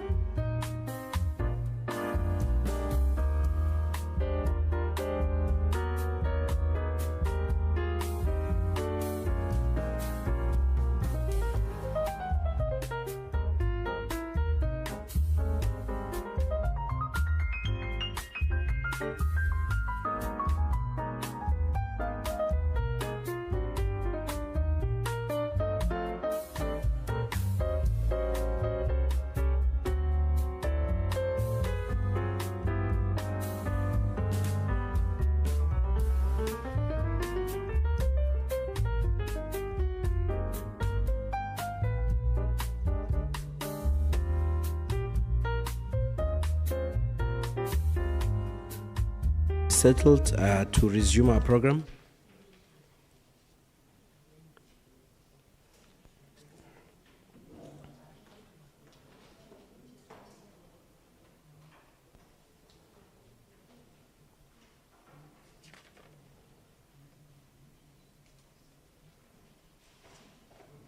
Colleagues, welcome to the second third of the session. We're still having the title of these sessions under the teaching of international law in higher education. Allow me to introduce, to come and present Mihrateb Mekenon Bayen, and the title of the presentation is International Soft Law Initiatives, a Path to Robust Protection for Children's Rights in the African business context. This will be a virtual presentation. Mihrateb, the time is yours. You may share your slides if you happen to have them.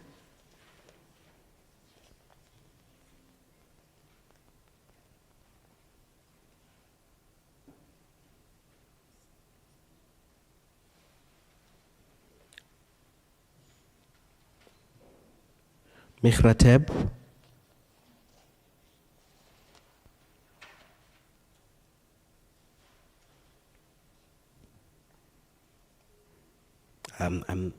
I suspect he may be struggling to switch on his mic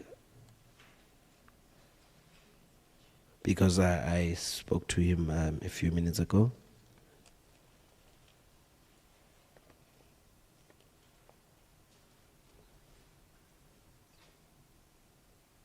There he is. Mihrateb, can you hear me? Please confirm. Please switch on your mic. I can see the movement of your lips, but there's no sound on our end.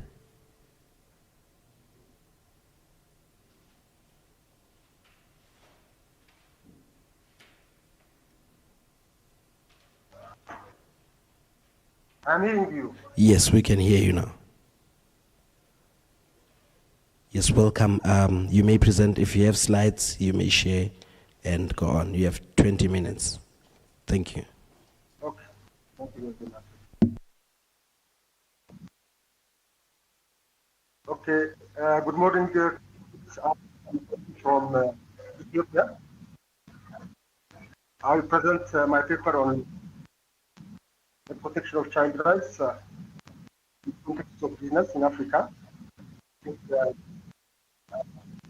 International normative binding that are a lot of contribution for the protection of child rights in Africa. Let me share my slides.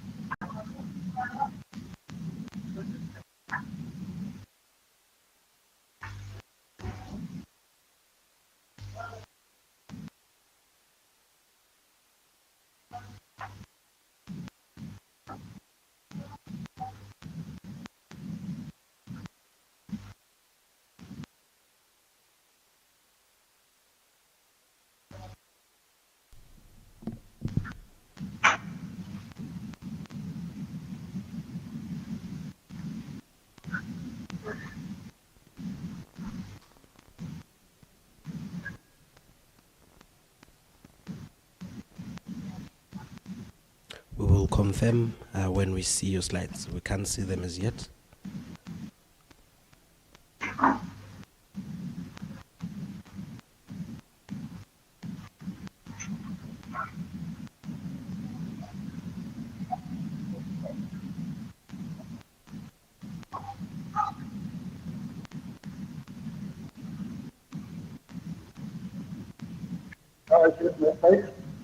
No, we can't see your slides. Alternatively, you may send them to us. We can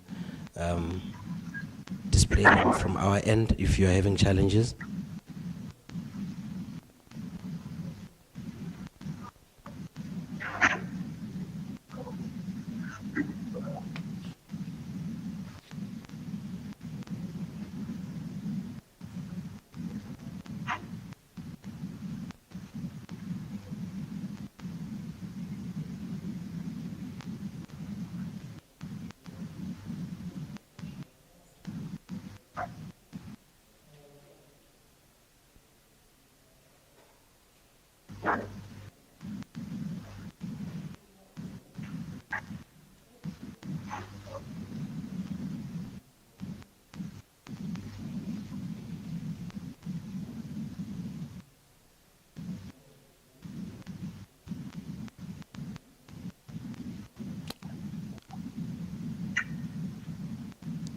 Are you having challenges displaying your slides? Yeah, I think it will be connection problem. May I share with you an email address where you can send them, and then we can try and display them from our end?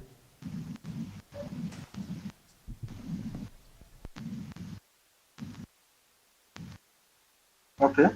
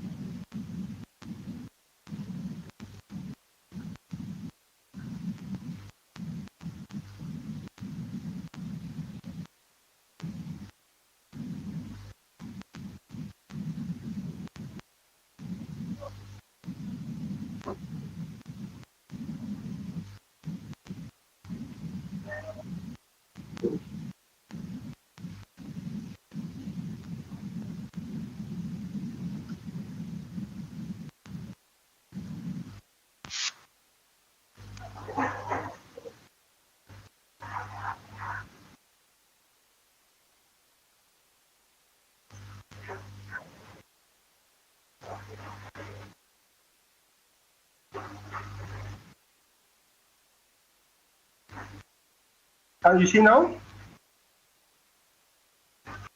We can see your slides now. You may present. Thank you. Okay, sorry for the internet problem. Not a problem. Please also try to increase your volume and be closer to your mic so that you are as audible as you can. Thank you. Okay, thank you very much. I am Muckleneuk and currently studying my PhD at University of Afrika, and it's part of my PhD thesis. The title as put on the slide. It is how international soft law initiatives can be used for the protection of child rights in Africa. The main points that I am going to discuss in this presentation are what are the main need or the basic need for the protection of child rights, specific child rights in the context of business in Africa. Why we need a special focus for protection of child rights is the main issue. The other one is how can we solve the problems related with international soft law protections with regard to implementation at domestic level, particularly considering the context of Africa. The other point is how host states, particularly African states, can solve the issue of business and child rights by using international soft laws on business and child rights. And the other point is what are the main gaps under the international non-binding soft laws on business, human rights, and children. And the other one is what are the mechanisms to domestically regulate business in the context of in Africa. The other one is what are the main gaps when we try to protect the child rights by using extraterritorial laws and home state regulations. The other points that I'm going to highlight is what are the main challenges if we adopt the binding international treaty, which is open currently at UN level. What are the main gaps and what are the importance of using soft law initiatives rather than waiting for the approval of this international binding treaty on business and child rights.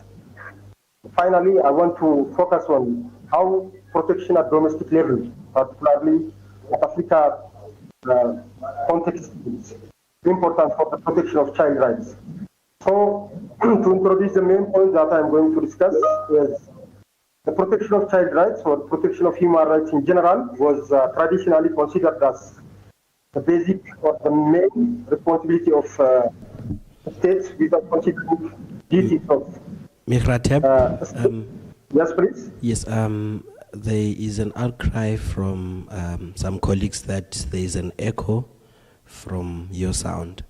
I'm not sure if it is caused by where you are situated or the distance between yourself and the mic. Please try and solve that. Okay.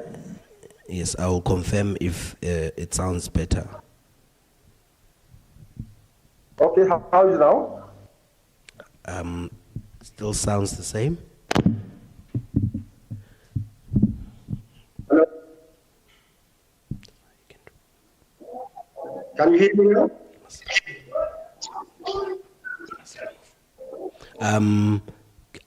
You may remove, perhaps remove your earphones. Yeah, I removed now. It sounds much better. Thank you. Okay, so traditionally the protection of human rights or the protection of child rights was considered as the only responsibility of states, but currently developing soft laws initiative, particularly at UN level, mainly the United Nations guiding principle on business and human rights, child rights and business principles, and general comments related with business and human rights or business and child rights. Business have the responsibility also to protect the rights of children. So based on these facts, though the protection of child rights in business or human rights in business is very difficult or complex, This article will try to highlight how we can use international soft law initiatives on business, human rights, and children to protect the rights of child in the context of business in Africa. So to focus main points, the main objectives, as I already discussed, is examining international soft law initiatives and how can we use this in the context of business in Africa. Why we need to give focus on the protection of child in the activities of business. Why we need special focus is mainly related with vulnerability of child rights because of business activities. Recent studies on business and human rights, particularly in Africa, shows that there are a number of child rights violations by business entities, and advocates of environment, health, and other child rights are repeatedly saying that child rights protection in the context of business should have strict and enforceable legislations for the robust protection of child rights in Africa. So why we need these global soft laws, or why we need to focus international soft law initiatives on business, child rights, and children, on business for the protection of child rights. The first one is soft laws that I mentioned, or I will discuss in the discussion below, particularly the United Nations guiding principle on business and human rights, business and child rights principles, general comments on state obligation on business and child rights. Though they are not binding, these international soft law initiatives have a number of contributions for the protection of child rights in Africa. The first one is soft law initiative can facilitate introduction of this new concept, business, child rights, and business and human rights. So it can be used for the creation of consensus, to build consensus on business obligation for the protection of child rights. The other point that we need to focus on soft law initiatives on business, human rights, and children are they can be used as a tool for creation of awareness in this field. The other point is that it can be used to limit the gaps in international initiatives. As I repeatedly said, these international soft law initiatives are not binding. Though they are not binding, they can be a groundwork for domestic implementation of business responsibility for child rights protection. In addition, soft law initiatives or non-binding legislations can play a great role in defining the standard and establishing new norm on this emerging field on international law. The other one is they can offer a guidance for states, particularly for African states, which are not still developed business national action plan on business and human rights. The other point, or the other importance of soft law initiatives for the protection of child rights are they can positively influence the gaps and contribute to the establishment of new norms in the context of Africa. And also they can help states to negotiate and reach agreement on the point. And also they can be used, this soft law initiative can be used for norm generating mechanisms in the field, and also contribute for enhancing clarity on the point.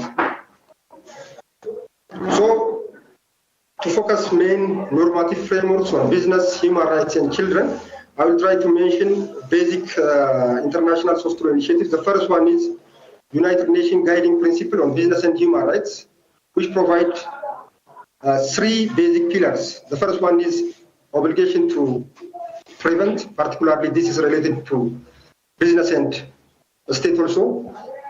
The obligation to protect and the mechanism to create remedy if there is any kind of child rights violation by business entities.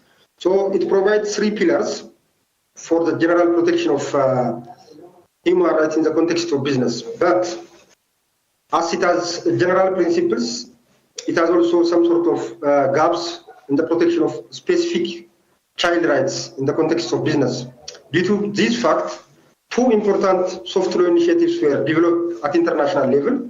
The first one is Child Rights and Business Principle, which address or which clearly provide responsibility for business towards child rights. And the second important point is General Comment number 24, which provides state obligation for human rights protection.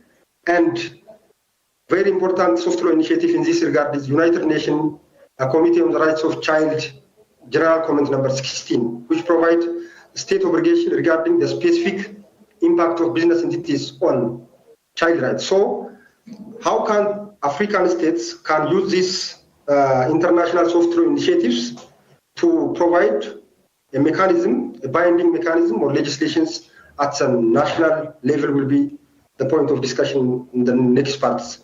To highlight the basic points and the child rights and business principle, these principles, which are voluntary principles, provide how business should commit to the protection of human rights of children and eliminate child labor, provide decent work for young workers and parents, including caregivers, and protect children from harm in all aspects of business activities. And also the child rights and business principle provide how business ensure their products and services are safe and support children. And also business should use marketing and advertising of any products that can be consumed by children in responsible manner.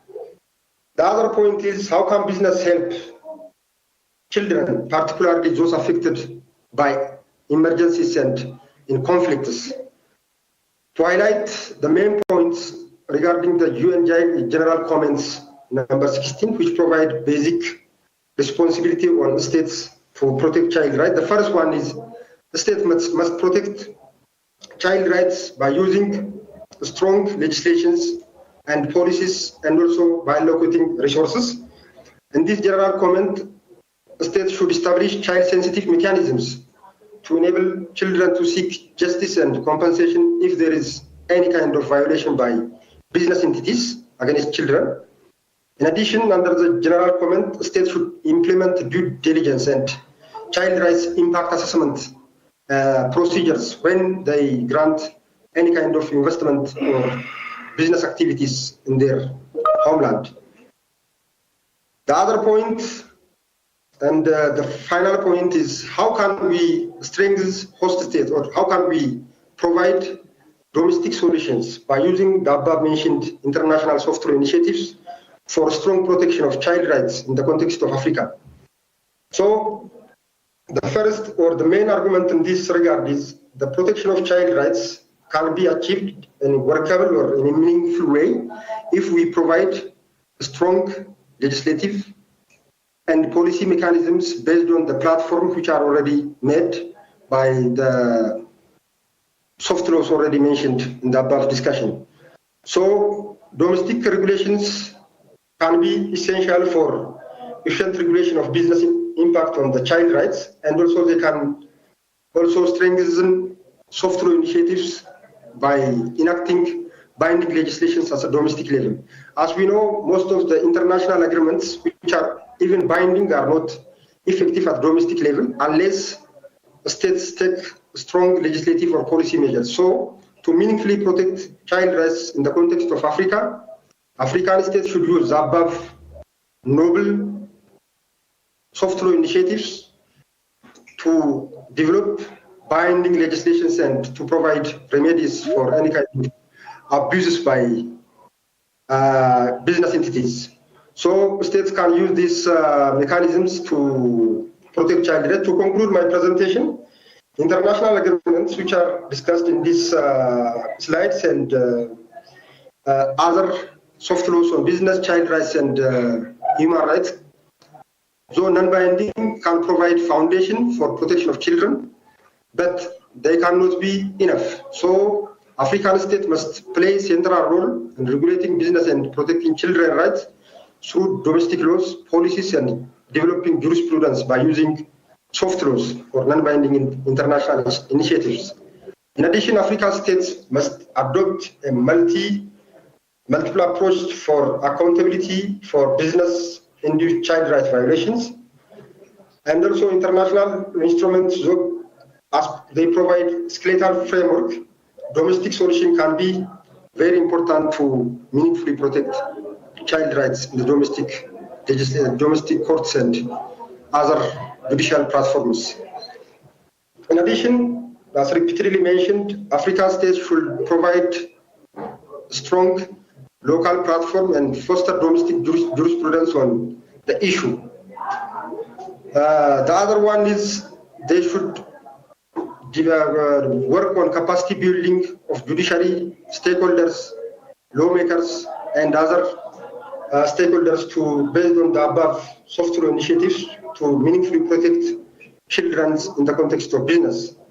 In addition, there is, as I mentioned in my first part, there is ongoing process to develop internationally binding treaty at UN level. Still today, there are 8 conferences or 8 discussions to develop international binding treaty, and also the third draft is already ongoing. So African states should take part to be considered in the upcoming binding treaty, the context of Africa, social, cultural, and other context of Africa when they enact binding international treaty on the issue. Finally,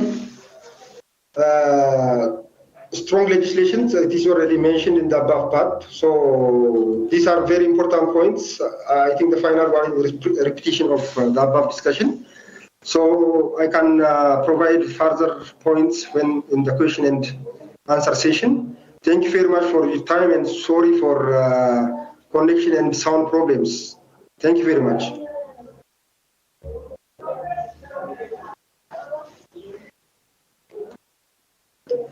Thank you, Muckleneuk, for your insightful presentation.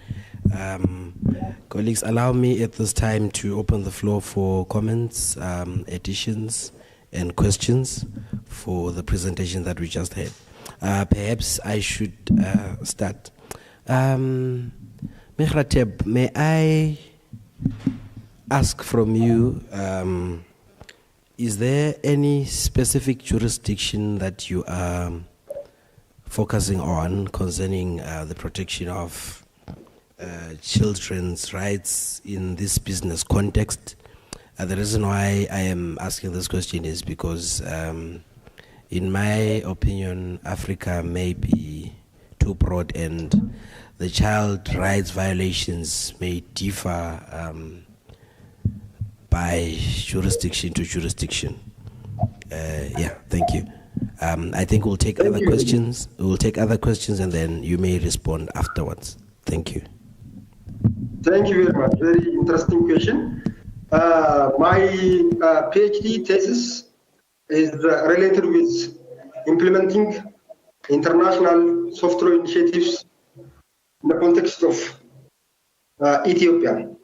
How can Ethiopian states or my country can use or can adopt these soft law initiatives for the protection of child rights, specifically in Ethiopia? But in my opinion, most African states are developing and they are inviting foreign investors for industrialization and other purposes, and most of African nations are using their national resources and foreign direct investment for development. So due to this fact, in my opinion, though there may be certain or some little gaps, cultural or some social gaps, with regard to economic reality, we share a number of factors or issues together. So why I want to change the title to Africa context. Thank you for the important question, colleague. Thank you for your response. Is there any other question from the floor before we go online? Okay, yes, there's one. Thank you so much. Sorry, I've been speaking for quite some time, but this is my area of specialization. And I just wanted to mention that I have recently been appointed into the working group on children's rights and business at the African Committee of Experts on the Rights and Welfare of the Child. And I wanted to mention that if you're going to be doing your analysis within the context of Africa, then perhaps you need to maybe pay more attention to the work of the African Committee of Experts on the Rights and Welfare of the Child. And I'm quite aware that just about a few months ago, a study was conducted by the committee, which is titled Study on Children's Rights and Business. And it's about the most comprehensive work that's been done by the Working Group on Children's Rights and Business. So that's something you might want to look at, because I see that you have made quite some emphasis on the work of the CRC, that's the Committee on the Rights of the Child. But I think that if you're really to contextualize normative developments around this area, then there is also a need to look at the development of norms in the African context. So that's my first comment. But I just wanted to perhaps contribute to your work. I think it's a very, very important work that you're doing, and it would be nice to see how you can enrich your analysis with African norms, flowing from the presentation of faith earlier on. So I don't know, I'm not quite clear of your analytical approach. Are you looking at third world approaches to international, that is to the context? Or are you looking at, you said you're going to look at in the context of Ethiopia, but what methodology are you going to utilize? Because I think it's very, very important in really helping you to give your work some focus and contextualization. I would also say that maybe perhaps pay attention to developments by the African Commission on Human and People's Rights. This year, Resolution 550 on business and human rights was adopted, and maybe you should look at that. Then also look at earlier works that have been done by the African Commission, including case laws such as the Social Economic Rights Action Center versus Nigeria, in the context of natural resources. So these are some of the things I'll leave with you.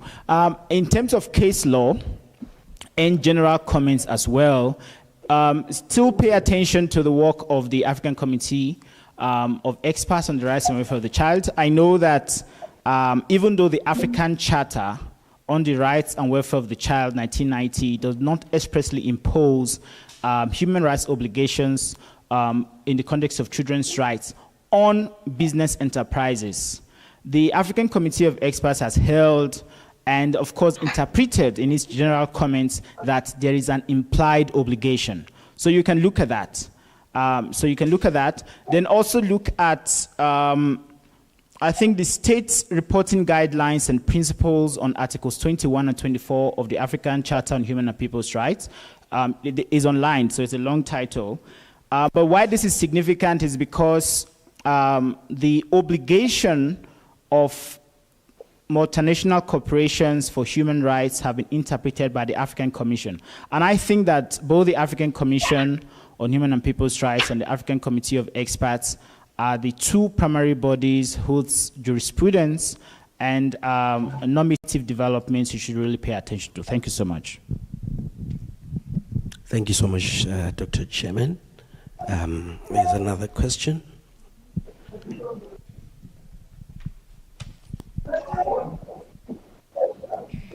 Good day. My name is Anna Hola. Well, my question is, what are the children's rights as stipulated in the South African Constitution? Thank you for that question. Another one. Good day, everyone. My name is Mpomputi from Butewatsewa Secondary School. My question is that how can society or governance implement children's rights? Thank you.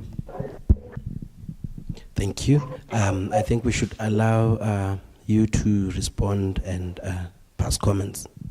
The floor is yours. Thank you very much.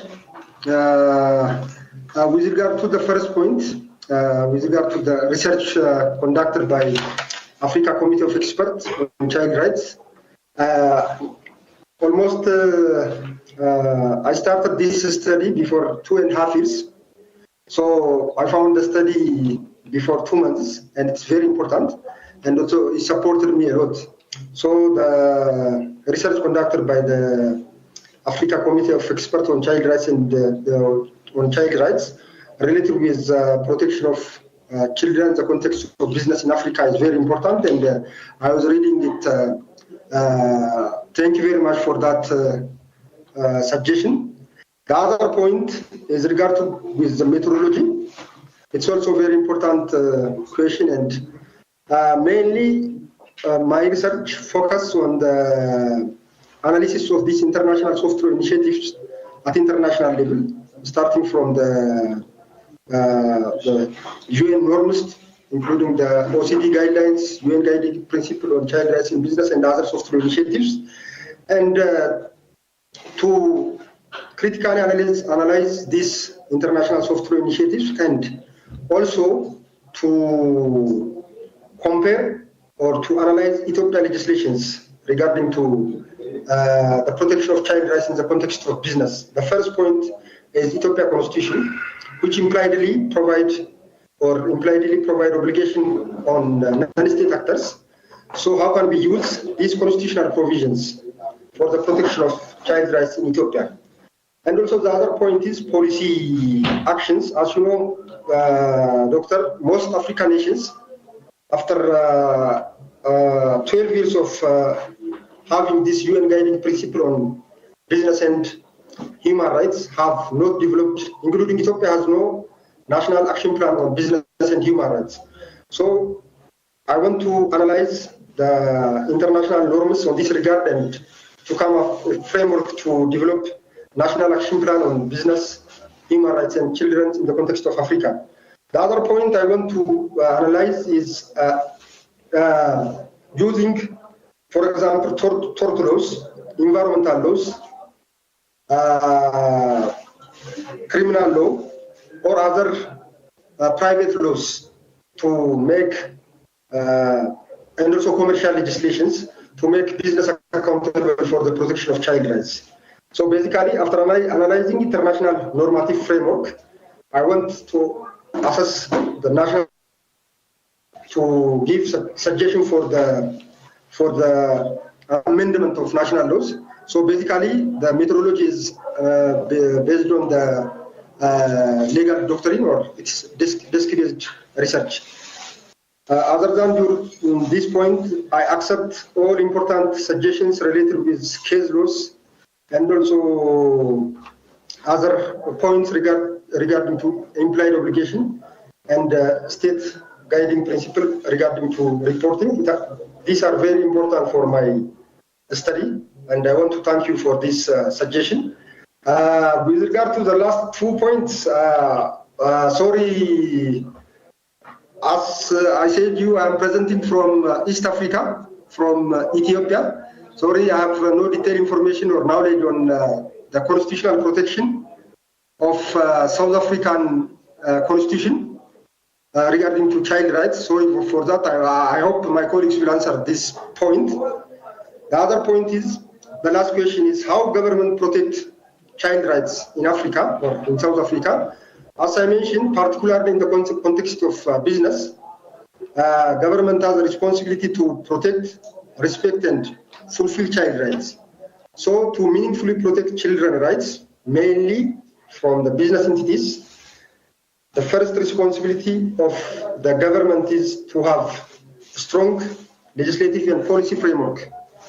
In addition to having this policy or legal framework, the government should have strong enforcement mechanisms. It can be judiciary enforcement mechanism or non-judiciary enforcement mechanism. So having a legislation by itself cannot solve the problem of children or cannot protect the rights of children. So children should have an opportunity and also support, including legal aid support, to take their cases if there is any kind of violation before the judiciary organs. Thank you for the questions and the comments.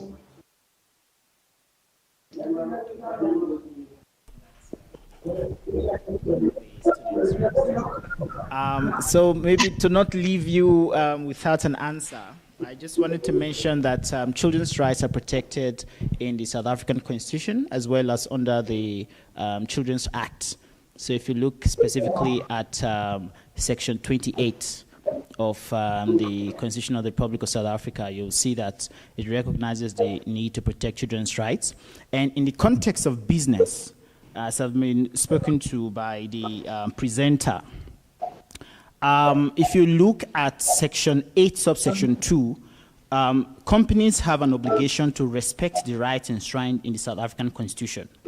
And of course, this is correlated to the provisions of the Companies Act. So companies have an obligation to observe the Bill of Rights. And since children's rights are respected and guaranteed under Section 28 of the Constitution, as well as under the Children's Act, I'd like to believe that children's rights are guaranteed and protected in South Africa. Thank you.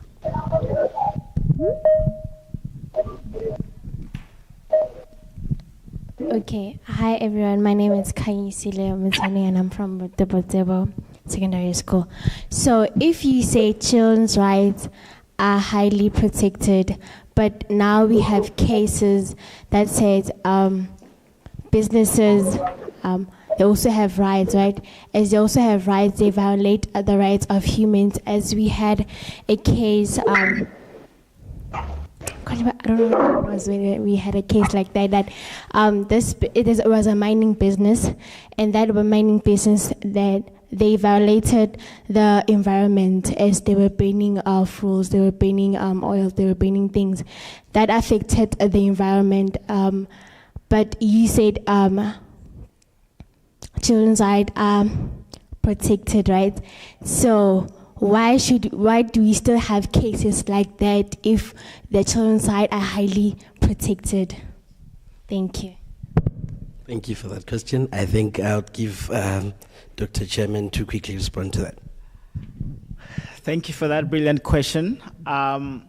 So, of course, at the risk of qualifying the extent to which rights are protected in South Africa, I didn't use the word highly, but I did mention that they are guaranteed, right?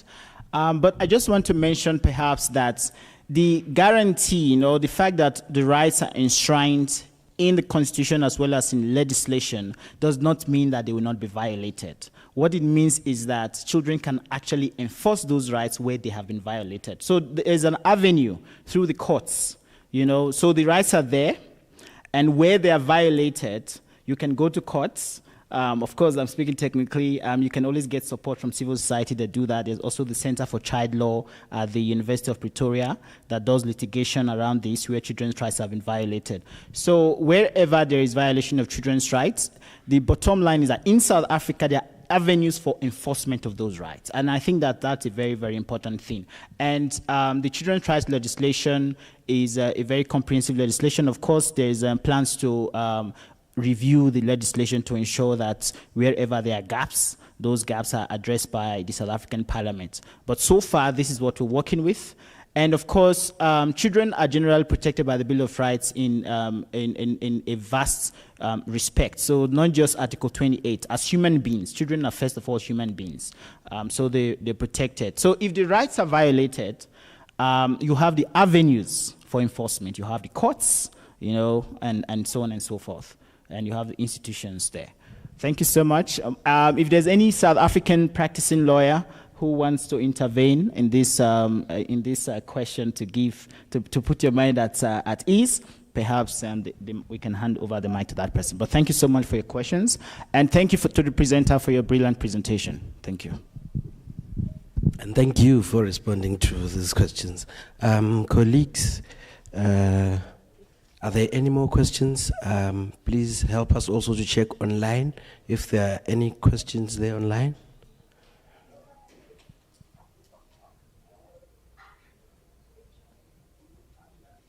There are no questions online. Any more contributions, colleagues? Thank you very much, Mihrateb for your insightful presentation, which has obviously ignited a couple of questions, comments, and I hope you really took note of the contributions of Dr. Okoloise here, who I had gave you some insights to probably improve your work in progress. Thank you. Colleagues, there is no one else who is ready to present from that session before lunch, so I think it is prudent that we adjourn for now, we go for lunch, and we'll continue after lunch. According to the program, we continue at exactly 10 minutes after 2. Thank you so much, colleagues. Looking forward to seeing you, to more discussions after lunch. Thank you.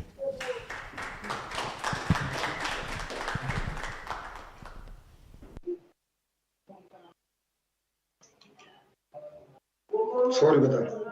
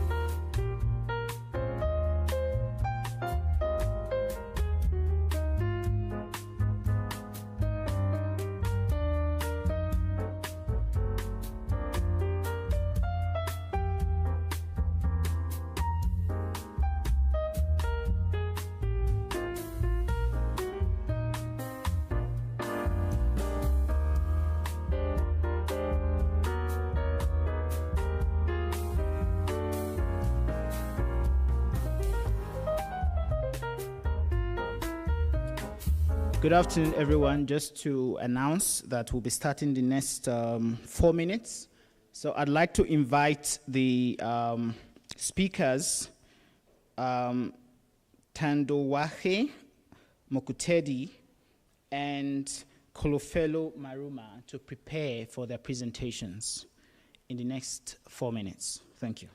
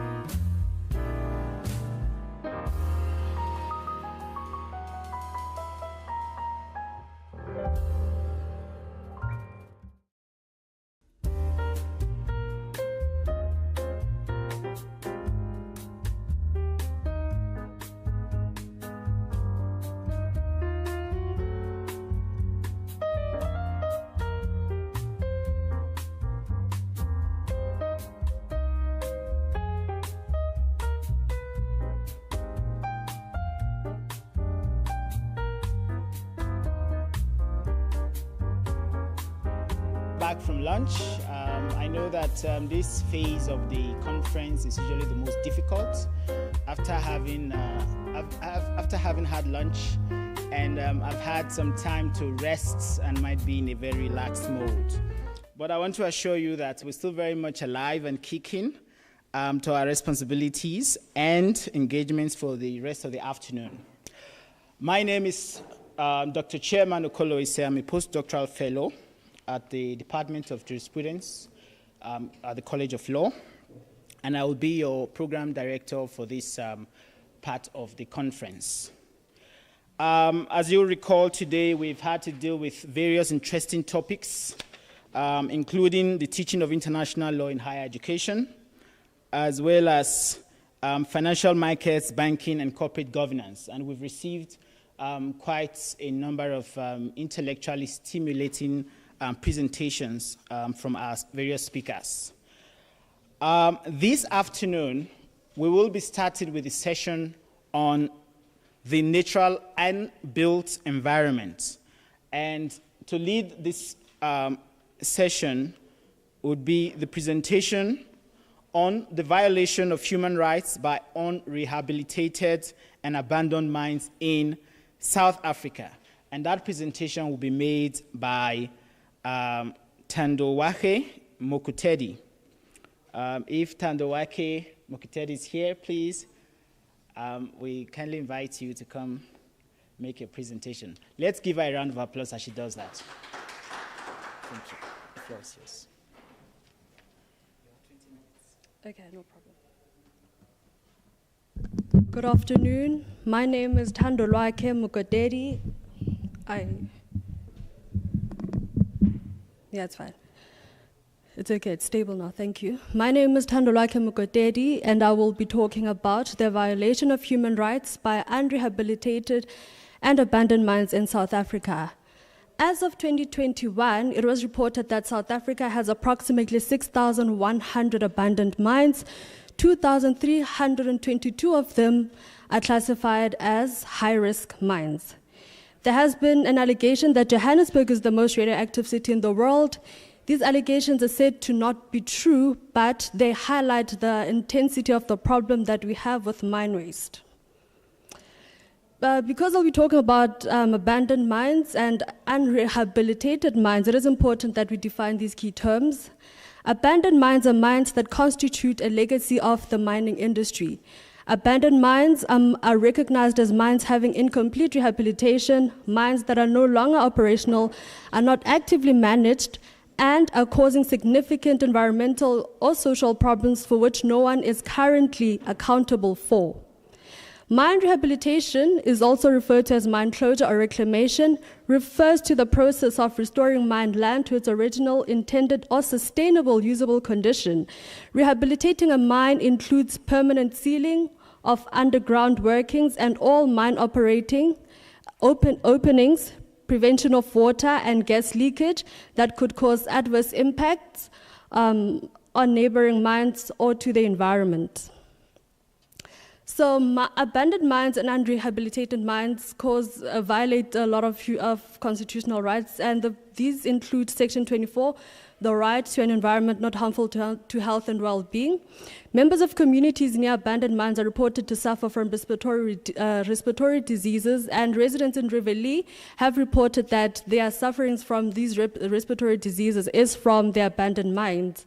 They also cause skin and eye infections. In Western Area, residents have said that they have linked their struggles with skin infections and eye infections to the abandoned mines, specifically because they have AMD in that community, acid mine drainage, and sometimes they use that water to wash their clothes, so that causes the skin infections.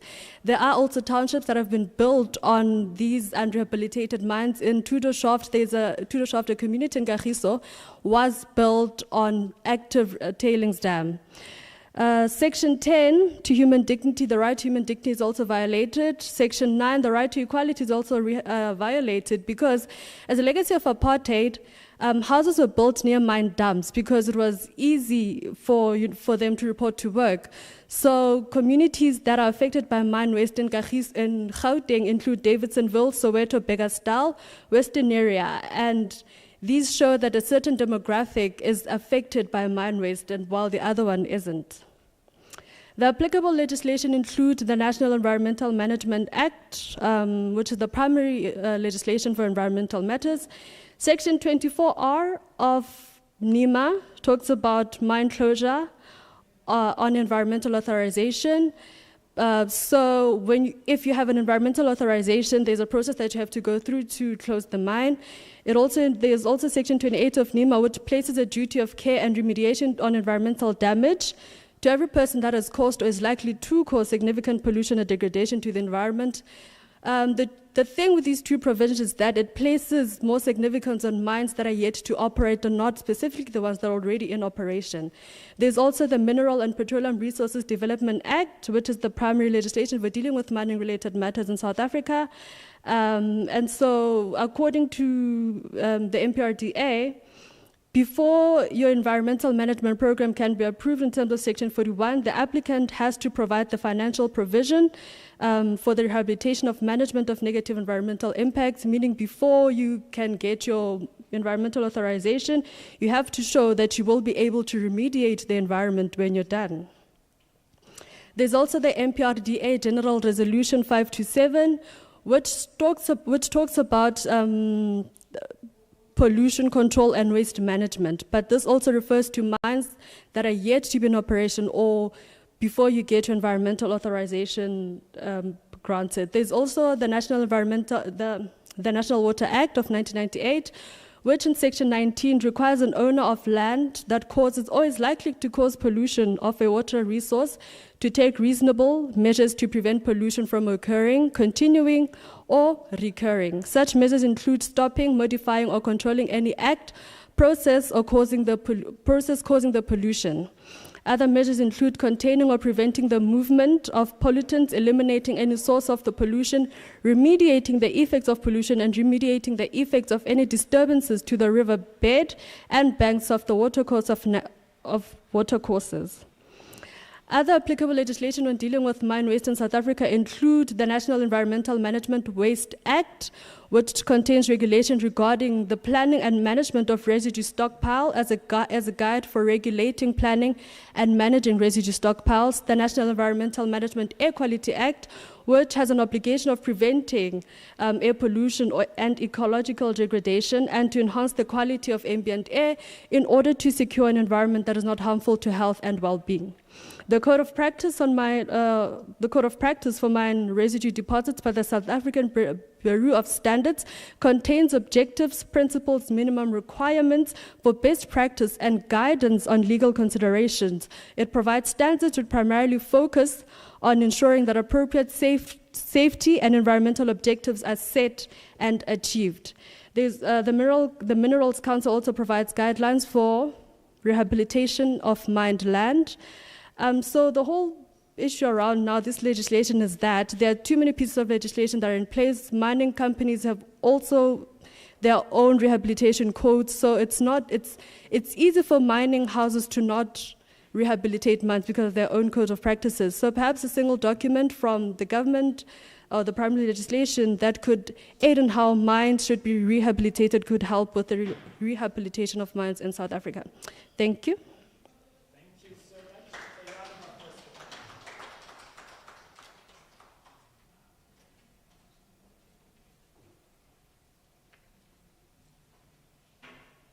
Please, can we put our hands together once again for Thandowake Mukutedi?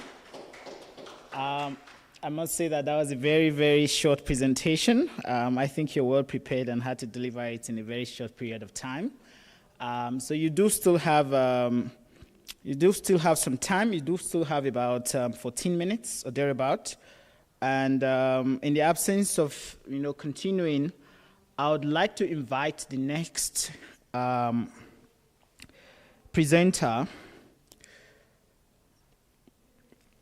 Kolofelo Maruma, who will be speaking to us about the teaching of international law in higher education in the SADC region.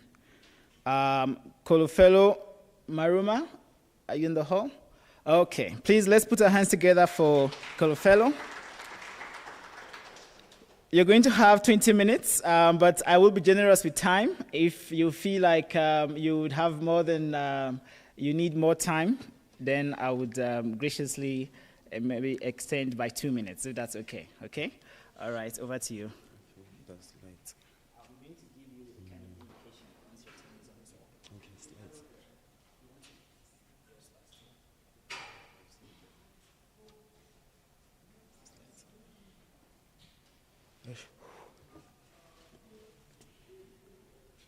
Do you have a flash drive? Flash drive, I don't have. But you have it here, right? Yeah, but I want to read Is it possible that you can connect the projector system? Let me send them through email. No, it's fine. You want to use a laptop? Yeah. So we just connect it. But the slides that I want are not the slides. They're not here. Yeah, I send them through email. Sure. Do you have a flash drive? Ladies and gentlemen, esteemed faculty, please, I'd like to extend my very warm apologies for the technical difficulty we're having. We do not have the slide now, so we're just trying to do that very quickly. So please, I crave your indulgence to just bear with us for 1 or 2 minutes to set up the slides. Thank you.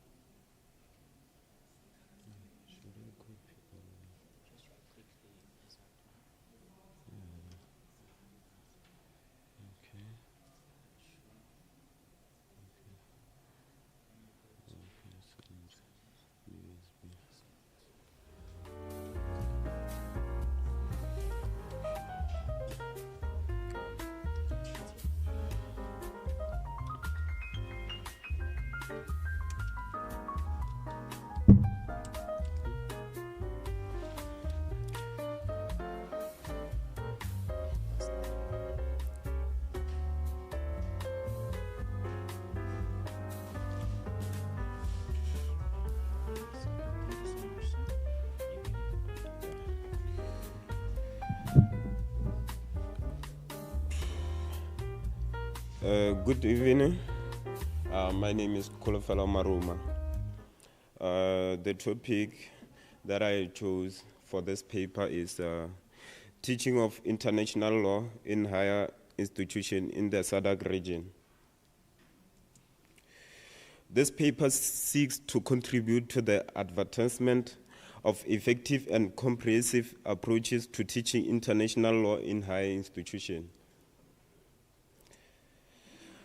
The method that I used for this paper was a qualitative research method where I interviewed some students and some lecturers.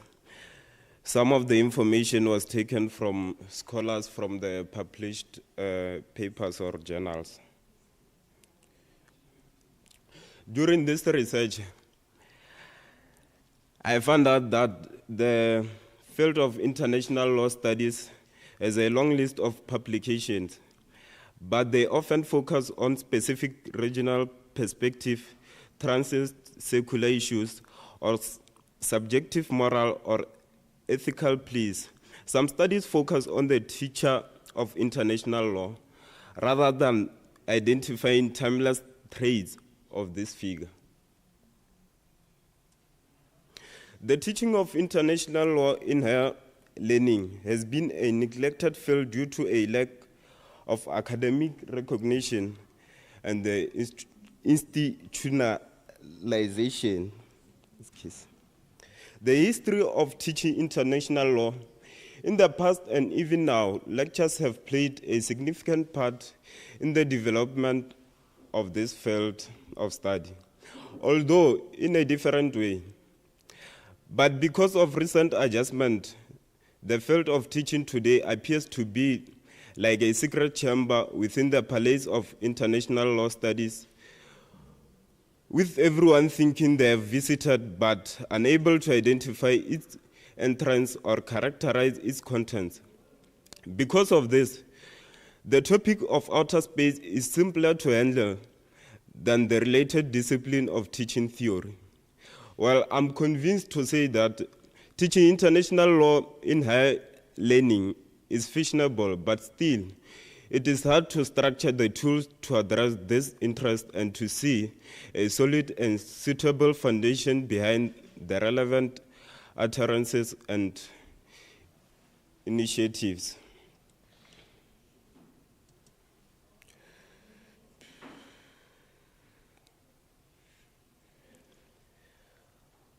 Humboldtian education, ideal contribution to teaching international law in higher education.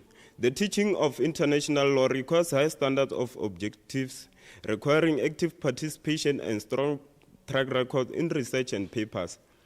International law lecturers must understand the competition from around the world in research and teaching, which is typically smaller than in other national law fields. Teaching international law is difficult and requires active instructions and research from teachers or lecturers. Law lecturers must provide knowledge and skill that can differ between discipline and national discipline in student-focused pedagogies. International law lecturers compete directly with one another and possibly with lecturers from around the world, making the ideal combination equal in a highly competitive process. Law faculties that are open to the global market and well-informed by research can significantly impact individual teachers' capacity to establish excellent teaching standards. Practice of linking the research with teaching in higher learning. The perception of international lawyers as a better fit for educational activities has changed over time. Despite this, their work is mostly in academia. Attempts to work outside are general, even if they find more chances outside of it. Professional curriculum differ by region and even by country, creating a widening picture of international lawyers. Several international lawyers practicing in Europe are either sole practitioners of law in Europe or are also European lawyers. The Humboldtian challenge of balancing research and teaching still exists, nevertheless, and it might make people uncomfortable or make them avoid teaching. What does practice linking research with teaching in higher learning mean? Although scholars generally see continuous assessment positively, there are different interpretations that affect lectures, particularly those teaching international law. Issues about its practical application, such as the role of ongoing evaluation in the classroom, university management, and curriculum also arise. Therefore, more investigation is required to determine its efficiency. According to the published research, the practice of integrating research and teaching in higher education entitles a reversed curriculum, the inclusion of internationally recognized researchers in the lectures, and a close connection between the research and the study program of a department. Universities that want to be successful must provide special attention to their students' employability. It is unclear, though, if this objective match, and if so, how to make them work together. The meaning of employability. Research based instruction in law is crucial for students to develop adaptability, lifelong learning, and truth questioning skills. This approach is beneficial in both academic and practical legal studies. It allows for ongoing knowledge updating and truth checking. Refocusing the teaching of international law in higher education on student career possibilities is necessary, as a few can expect employment in this field. The standing of international law in national law curricula and in civil law determines employment in academia. Universities should focus on teaching international law to ensure it is incorporated into national law academia, largely depend on English. The knowledge and tools acquired by international attorneys or lawyers from different nations can help in internationalization. Exchange programs like Erasmus provide the best educational opportunities for international law, allowing students to pursue further academic goals in other legal fields. Emphasizing international law can enhance the reputation and visibility of law faculty abroad, making students more employable in legal field.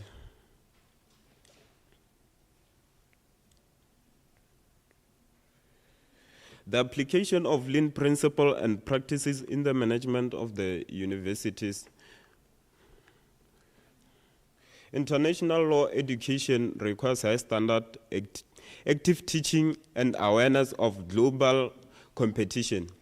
Lecturers at Humboldt Law Institute must have a strong record of research, publishing, and active participation in learning and teaching. The competitive process results in consistency, but law school open to international trade and with a strong research base can greatly impact lecturers' ability to establish excellent teaching and standards. Epistemic approach to decolonizing international law. Research has identified significant gaps and contradiction in international law school education in Africa. Multidisciplinary ethnography research advocates for an ontological approach that places Pan-African concept at the center of public international law education. Kwame Nkrumah's 1962 speech at the Ghana Law School opening highlights the need for understanding the system of law currently governing the continent and progressive social and economic philosophy. Gatti's classification of the main school of thought in the deconstruction and decolonization of international law in Africa, referred to as critical traditionalized and contributions, can be an effective tool in this process. The Taslim Olowe Elias, a Nigerian jurist, is a leading advocate of the contribution ideology. His work, particularly Africa and the development of international law, offers in-depth history of pre-colonial Africa contributions to international law. Elias argues that the removal of Africa from international law began with colonialism, which reduced it to an object in the matrix. He argues that pre-colonial encounters gave rise to a set of epistemic principles that were later deemed outdated and replaced by regulation imposed by the European colonial authority.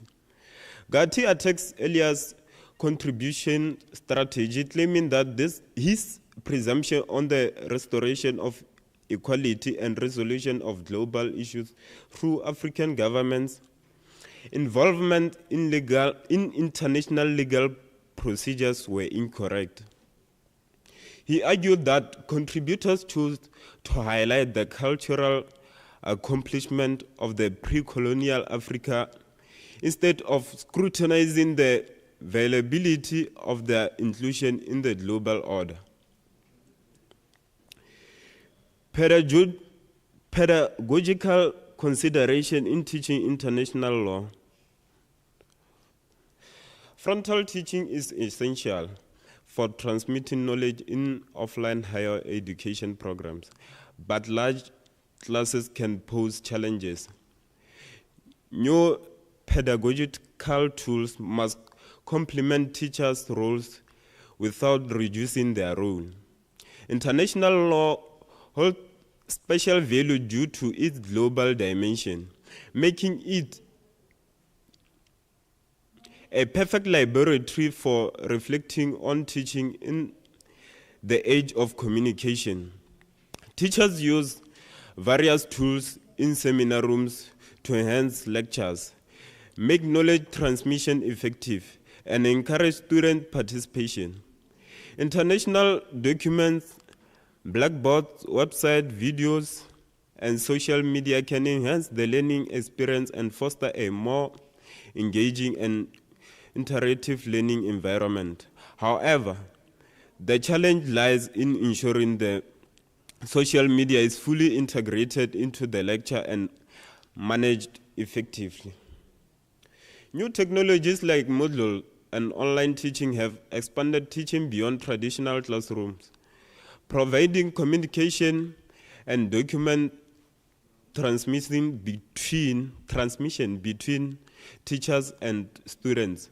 Platforms include videos, websites, and online teaching, allowing students to interact and exchange views. Parallel activities such as moot courts and role-playing can enhance practical skills and bridge academic professional practice. Online teaching, which can be structured in various ways, has the potential to increase course reach, democratize access, and expand the learning community. The survey and questionnaires. The most questions that had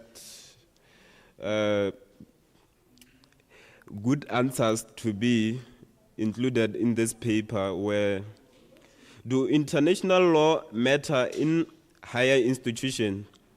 How can international law be taught from a global perspective?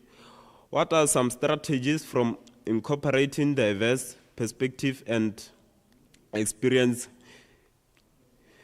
into the curriculum? Students in online distance learning and cultural institutions experiment with problem-based learning. How can we make research simple for international law students? So here were the findings.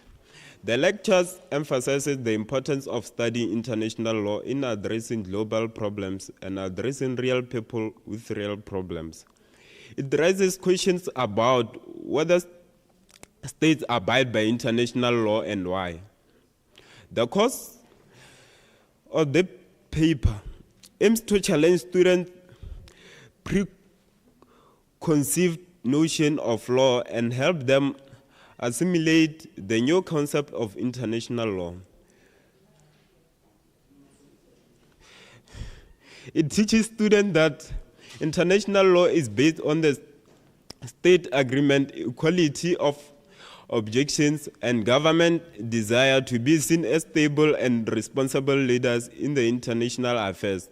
The lectures raises questions about whether all laws followed in domestic legal system reduce the importance of international legal objectives. Students will be more open to material constructed around the subject significance and relevance before academic aspect of studying international law. International law principles are central to the concept of international law, and students are encouraged to learn about it in higher learning. Seniors in legal professions interact with students about international law in higher learning, and most students propose the introduction of technology and relevant textbooks. However, there is a debate on the relevance of international law textbooks, with some designed for course taught outside traditional law schools, while others focus on political science or policy-oriented frameworks. The best texts provide essential knowledge while allowing instructors or lecturers to customize material to specific academic program requirements. Exposing students to case study is beneficial as introduction studies should include exposures to field methodologies. Some textbooks provide shortened and edited cases, while others discuss major cases in text. To maximize the readiness for classroom learning, reading assessments should be completed before the class discussion, ensuring students are aware of the topic and course of class discussion. In law modules, students often learn by doing, but international law modules provide a more practical approach. To enhance learning, students can work on hypothetical problems or issues such as mediating territorial disputes or negotiating agreements. They can also participate in a use of force scenarios, deciding whether to take military action based on evolving information.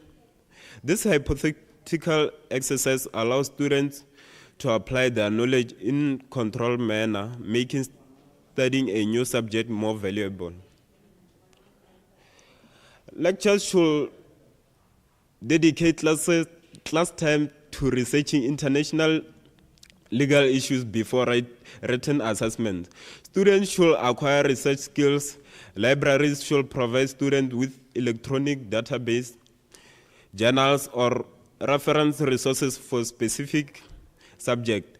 Internet resources related to international law should be included in the course syllabus. Universities, professional associations, NGOs, and IGOs can provide excellent information on public and private international law. Lectures should also provide students with a list of websites as part of the course syllabus.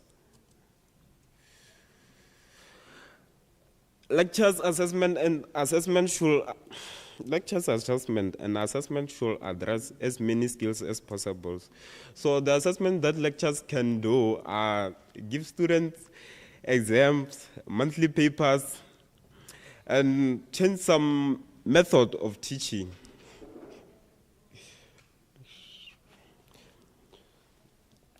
How to make students get interested in studying international law?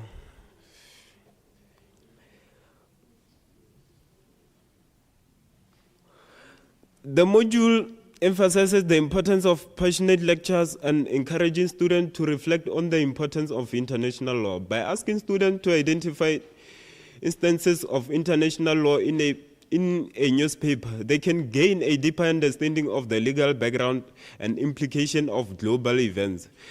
This knowledge can lead to deeper understanding of the field and desire to stay current. To stay motivated, students should join professional organizations like Nadal Saula, Limpopo Law Society, BLASK. The membership in these organizations provide access to valuable resources and demonstrate commitment to the subject, potentially leading to specialization in international law. The teaching of international law in higher education presents both challenges and opportunities. By embracing innovative teaching methods, integrating technology, and promoting interdisciplinary education, universities can equip students with the knowledge and skills needed to navigate the complexities of international law. Applying the lean principle in universities management and decolonizing international law education in Africa can contribute to more effective and inclusive learning environment. Thank you.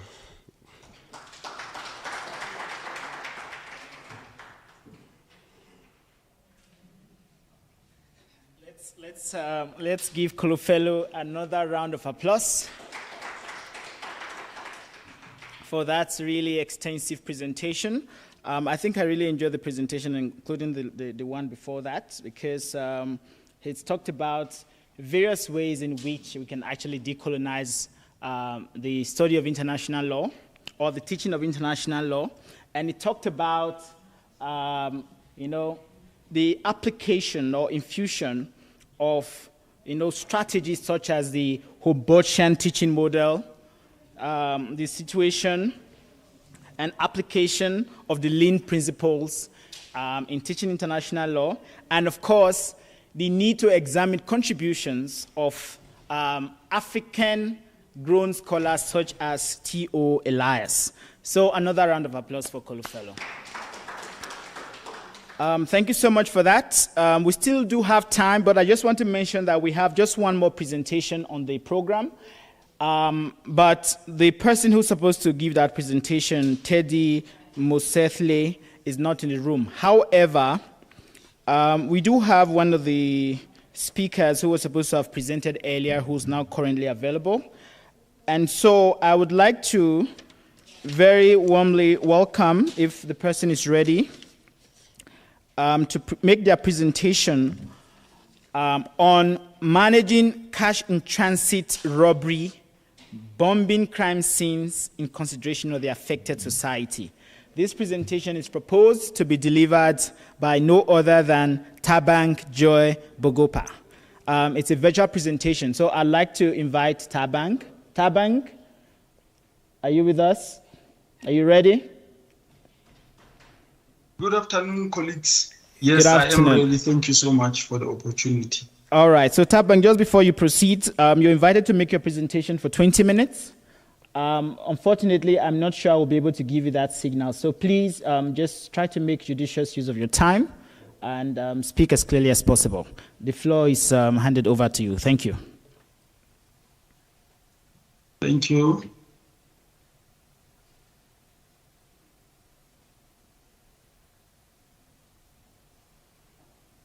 Can I please be given the rights to share my presentation?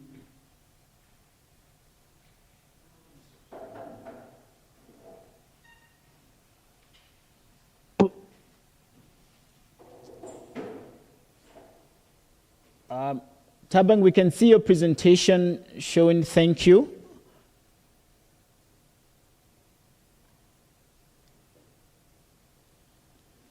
Thank you so much. Good evening. As mentioned, my name is Thabang Bogopa. I'm presenting a paper on the managing of cash in transit robbery crime scenes in consideration of the affected societies. This paper emerged from my master's study, and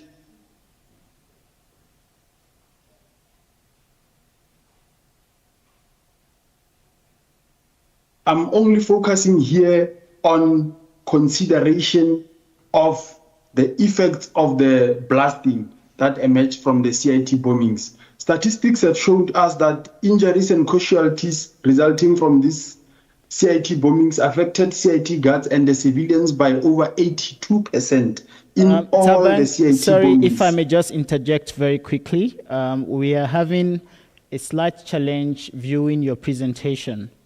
Could you please disconnect your share and then reshare again and then start afresh? Thank you so much. Thank you so much.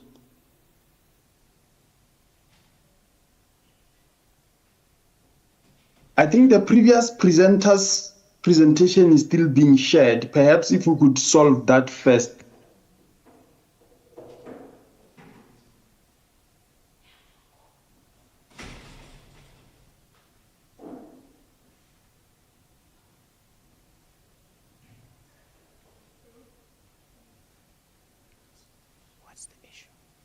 Yeah, the previous presenter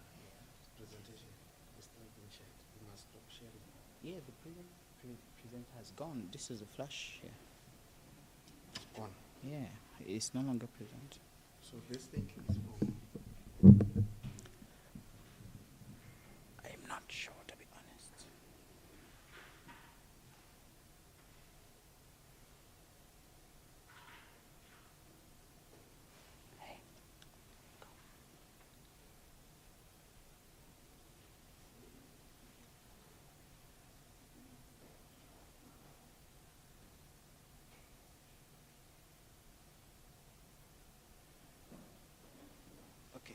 All right, Tabang, I'd like to invite you to take the floor. And as Tabang does that, please can we put our hands together for him? Yes, we can see your presentation now. Thank you. Thank you so much. Thank you so much. I'll be presenting the managing of cash in transit, robbery, bombing crime scenes in consideration of the affected society. With me, I have my supervisor, Prof. Horn, who's also joining us visually. Thank you so much.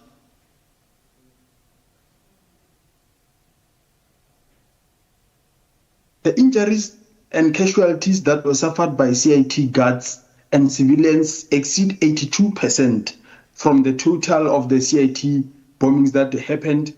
And this was from a report by the SABRIC. And this CIT robbery bombings results in a cash losses of more than 500 million annually. Now, the greatest challenge, which is what we're focusing on in this study, is that people often rush to collect the scattered pieces of cash money. And the police also do not promptly cordon off the area for proper control and management of the entire crime scene. The research problem in this study is that in as much as the CIT robbery bombings are posing a threat to the entire society, as well as the responding personnel, the crime scenes are not properly managed, and therefore there are also no specific guidelines for considering the affected societies. If you look at the background picture, you can see that there's always primary effects of a blast. Whenever an uncontrolled detonation happens, people who are around, because these CITs happen normally on the freeways and the main roads. In Gauteng, it's worse because they happen inside the CBDs and inside the suburban areas. Now, people are affected, but whenever they are reported, you can see even on social media, very little has been mentioned about the casualties that emerged from the blastings of these CIT vehicles. The aim and objectives of the study, the aim was to evaluate the best practices for managing this cash in transit robbery bombings in consideration of the societal impacts. We had two objectives in this study, which was firstly to explore and describe what these CIT robbery bombings are and look like. Secondly, to determine the proper procedures for managing the CIT robbery bombing scenes in a manner that would be considerate of the societal impact. We had two research questions. The first one being, what does a cash in transit robbery bombing scene entail? The second one being, what would be the proper procedure for managing a CIT crime scene in consideration of the affected society? If you check on the left, you can see this is a CIT robbery bombing. I think all of us, if we were to come across such a scene, we see what would attract us, all of us. The money is what attracts the communities. But in that same light, there are more dangers that the communities are not aware of. The methodological framework was that this was a phenomenological worldview, and we opted for case study research design, whereby we had a qualitative research approach, mainly because we wanted to get the verbatim experience of the participants. And the study population, as well as the target population, were bomb disposal specialists, because by legislation, by law, they are supposed to be the first people who declare the scene safe for anyone to enter. So we decided to look at the specialists who deal with bomb disposal, particularly because they are experts and they have intensive training in managing this crime scene. They were purposefully sampled because the researcher who's presenting today, being myself, I've been working as a law enforcement official for over 12 years, and I had over 6 years experience as a bomb disposal expert. So I had more experience, and I knew the right people who would be meaningful to this study in order for this study to reach saturation. It was also a non-probability sample. So we sampled the people who we targeted purposefully. The data collection was through interviews with the bomb disposal specialist as mentioned. Also, we relied to some extent on the personal experience. And this worked so well when we were looking daily on the social media post about the CIT heist. If you check or you are aware in South Africa, if a CIT heist happened now, even before the mainstream media reports about it, social media would have already captured it. On Twitter, on Facebook, on Instagram, it will be trending. Sometimes it trends while it is still happening. And there was also literature review, although there's minimal that has been published in this topic or subsector. But there are other scholars who have contributed, particularly in South Africa. And there were also documentary sources being the legislative instruments, the acts, the national instructions within SAPS, Private Security Industry Regulating Act, and other laws that bind this subsector in South Africa. The study was conducted with integrity and adhering to the credibility, transferability, dependability, as well as confirmability of the data collected. The first question, what does a CIT robbery bombing entail? We have established these 6 themes that the effects of a CIT robbery bombing scene would entail bullets, which would be seen through the cartridges as well as the vehicle having multiple gunshots, the secondary detonation, as well as the possibility of undetonated bombs, which is the greatest threat of bombs that are not yet detonated. And the safe would be ripped apart and torn apart, leaving remnants of metal and cash scattered, as well as the blast-induced damages and neurotrauma. We know that scientifically, should a blast reach any individual within a close range, it's likely to cause blast-induced neurotrauma. And then lastly would be the deflagration of the vehicle. And we'll see it in the images that will be presented, that there will be a lot of fire that emerges from the bombings. The first one would be the stray gunshots and cartridges. A question that should be raised is, from all the media as well as the case law that we've checked, very little is mentioned about some of the effects of the gunshots. You'd understand that looking at this image here, there were multiple high caliber gunshots. Now the question is, was a search even made to the houses just behind this car to check if a stray bullet didn't kill a person in the house?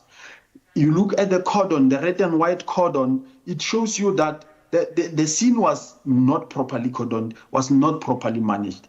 Then here we're looking at mainly the issue of liability as well as the vicarious liability to say, after managing the crime scene, what happens to the people who were injured, the people whose properties were damaged, but were not included as part of the crime scene management? We also mentioned the issue of deflagration and secondary detonation. This is common that after a cash in transit robbery, you'd normally find either the CIT car or the getaway car burning. Sometimes the burning is deliberate, that they burn it, but at times the high detonation velocity often leads to a fire. And if you can check behind, we have a lot of people that are taking pictures and are in close vicinity. Should any other secondary detonation happen here, these people would be affected. But the question is, would the management of casualties, how would it be handled? Also, we've seen that the CIT will normally be torn apart as part of still answering the question of what does it really entail. So you'd find that it's torn apart. Recently, we've seen on the highway, on the N1 in Gauteng, between Gauteng and Limpopo, that we've seen that heavy door of a CIT vehicle being thrown over 500 meters. and now causing a secondary crime scene. Now the question is, if the cordon is this close, who then is supposed to manage that part of the crime scene, especially the people who would not be legally conscious to know that I was affected, I am part of that crime scene. There will also be remnants of metal scattered around the area. This one is a challenge because we see immediately after the cash and transit robbery bombing scene, people will just want to pass with their cars. It risks those who are on foot and also the tires of the cars that will be passing. Now the question would be, how then must it be managed? The main one, which it's of a great concern to me as a researcher, is the blast-induced effects or the blast-induced damages that are caused by the blast. The people who would be around the properties as well as the other living organisms in the environment. And part of management of the crime scene does not include blast-induced damages. And this is a challenge. And as legal scholars, I think we should start looking into this issue to say, if someone was affected by a car accident, Road Accident Fund and the law legislating Road Accident Fund is clear to say the person must be covered, their medical expenses must be covered and all that. But now the question is, if someone was affected by blast-induced primary, secondary, or tertiary effects as a result of a cash and transit vehicle passing by and inducing more risk, what then should happen to that person? Or what should happen to the owner of that property? Looking at the different types of extended crime scene, it includes getaway cars. Most of the scholars in this room, we are driving very nice cars. One day you'll be driving and your car is identified as a potentially good getaway car. The question is, if it is located in 3 provinces, how should that crime scene be managed? How should that evidence be presented in court? What measures should be put in place for you to recover from all the losses as well as the trauma? The macroscopic crime scene, we've seen often that when a cash in transit is being pursued, it would be shot while it is in transit or traveling. Then there will be, if you see behind the truck hit the cash in transit, this is automatically a reckless and negligent driving case. But how is it managed? We could look into case law. You'd find that this case, if it has reached the trial or sentencing, you'd find that the perpetrators were not even convicted anyhow for the damage that was on the car. Now, microscopic crime scene will include those smallest part of evidence that could help in tracing back the suspect, but as well as tracing back perhaps the owner, because they could hijack your car and they jump to another province or they even skip the border. Managing that crime scene of microscopic level or size, how should it be managed? You also have active crime scenes. These are so dangerous because they would be intelligent-led. And if they are intelligent-led, it means that while others are shooting at the criminals, while the police officials are trying to counter-shoot or counter the risk that is posed by the heavily armed criminals or suspects or perpetrators, there will be people passing around and others will have to manage the crime scene at that same time. So this is the complexity of the crime scene that we've observed. Last, under defining and explaining what a cash in transit robbery entails, it's in this green cycle, the amount of people who want to immediately after the criminals leave, go there to scrap for cash. Now, the people scrapping for cash, automatically, they contaminate the crime scene. Now let's look at the second objective, which is to understand how this crime scene should be managed. Legislatively, I've looked at 2 national instructions. Of course, the SAPS Act was included in the main study, which will be in the article. The Private Security Industry Regulating Authority, as well as the Constitution, will also be part of the main article. But here we're looking at the national instruction 1 of 2015, which deals with the crime scene management in the SAPS. It regulates all activities that must happen.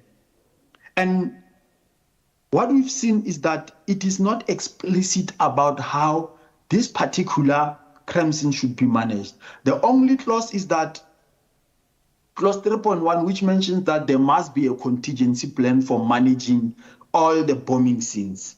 And in my 12 years in the SAPS, I've never come across such a contingency plan.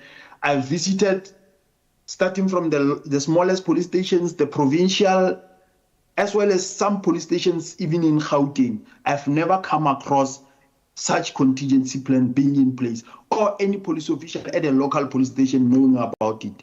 And also, the National Instruction 6 of 1999, which has a policy which was in 2005, policy 3 of 2005, which is not yet a policy, which says that all crime scenes that include bombings or explosives should be managed primarily by the explosive section, being in the front line the bomb disposal specialist. Now, this study identified the following role players. At the center is the crime scene investigator, which are the investigators from the Directorate for Priority Crime Investigation, known as the Hawks. We also have at the top is the bomb technician, who must firstly declare the scene safe, make sure that there's no secondary detonating, and also that the scene is accessible. The second one would be the crime scene examiners, which are normally known as the photographers, the LCRC specialists.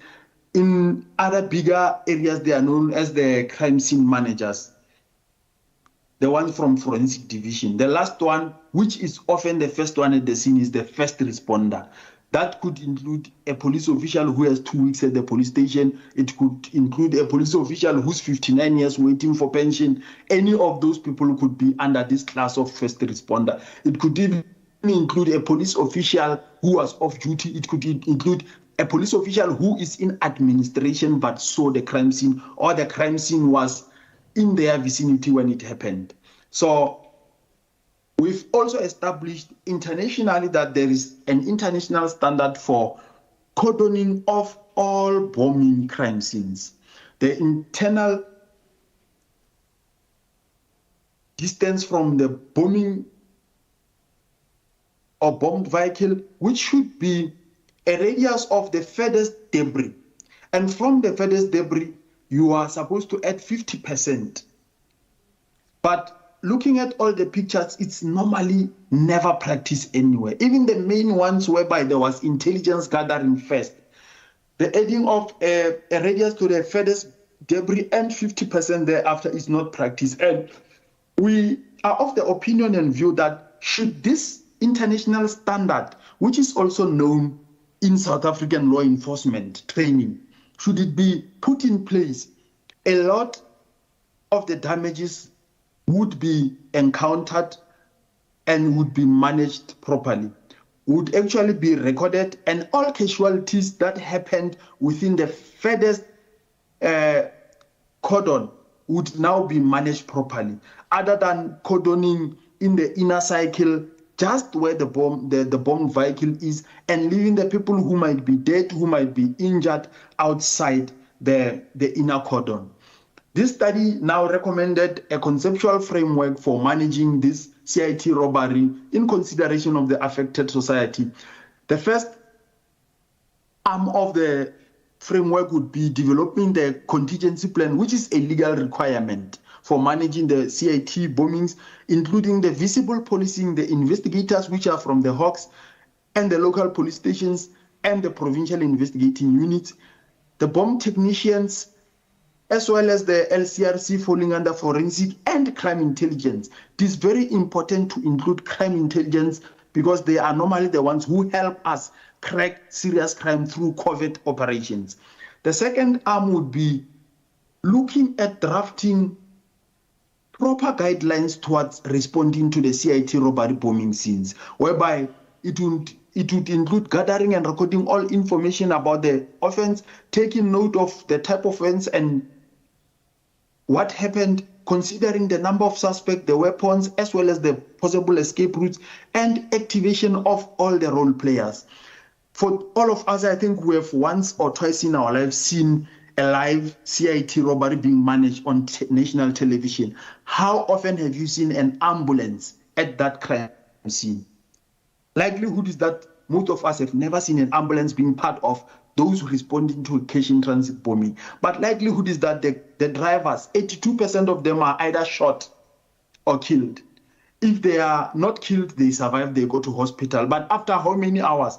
It has always touched me that a CIT driver receives medical help after 6 hours of being shot. They've been there waiting and waiting and waiting. The last leg would be drafting now an in-depth schematic diagram, which will be part of the doctoral studies that we are pursuing, of managing the actual CIT robbery bombing scenes, identifying all the stakeholders as well as the necessary PPE. What should be done at the scene in terms of declaration of safety, as well as gathering of the evidence, who should be collecting the evidence. We've seen in massive case laws that wrong people collected evidence and it ended up not being admissible in court. The cordoning should be clarified so that almost everyone who attends to a CIT robbery, if someone graduates from the SAPS college and next week by incident while patrolling a CIT bombing happens, they know that they should cordon 50% extra from the furthest debris. And then as well as lastly, identifying all the witnesses and potential suspects as well as the victim and documenting it according to how the law requires it to be documented. According to the law, there must be a list of witnesses called a witness log. The witnesses must have a log, even if the DPCI or the Hawks are to come 7 hours later while the witnesses have left. There must be a log to show these were the people we've seen on the scene. And now, the last one, which is a recommendation for further study, would be the evidence that is gathered by ordinary people using their personal cell phones and posting on social media. Because at times, recently we had one in Limpopo whereby, by help of normal people in the community, the suspects were identified and were arrested the same day. So someone saw it and was live while it was happening. The car and the driver were identified. And it was very easy for the Hawks to go and trace the person and arrest them due to the videos that were on social media. And I would, in thanking you, encourage as well the academia that let us, in the research that we undertake, consider the literature or the evidence or the data that emanates from social media, especially for qualitative studies. And I thank you so much. Thank you so much. A wonderful round of applause for Thabang Bogopa, please. I can't hear anything. I think we can do better. Fantastic, fantastic. That was a very, very wonderful presentation, in my opinion, from Thabang Joy Bogopa on managing cash in transit robbery bombing crime scenes in consideration of the affected society. And in doing so eloquently, he talked about the economic losses, to the country, the effects. He talked about the empirical focus of his research, and I think that's a very, very important research because he's not just undertaking a desktop research, but he's undertaking qualitative analysis of the situation, and he's actually also giving us a pictorial representation of those crime scenes, and that has really taken us right into the scene to actually have a good grasp of the situation. And of course, he's taking us through the effects of CIT robbery bombing scenes on society by dwelling on the potential harm that could happen to nearby residential communities. And of course, it talks about the analysis of CIT robbery, which I thought was quite surgical. And lastly, the impact of the public on such crime scenes, like people, dashing for the truck to also see how much cash they can grab. So I think that's a very, very good presentation and a very wonderful way to begin to draw the curtain for today. So now with these presentations, I'd like us to once again give all three presenters a wonderful round of applause. And now would open the floor for questions and comments. Now, just before I do so, I'd like to remind us that the first presenter was Thandowake Mukutedi, who spoke about the violation of human rights by unrehabilitated and abandoned mines in South Africa. We had the presentation of Kolufelo Maruma on the teaching of international law in higher education in the SADC region. And of course, we just heard the presentation of Tabang Bogopa on managing cash in transit, which is CIT robbery consideration, robbery, bombing crime scenes in consideration of the affected society.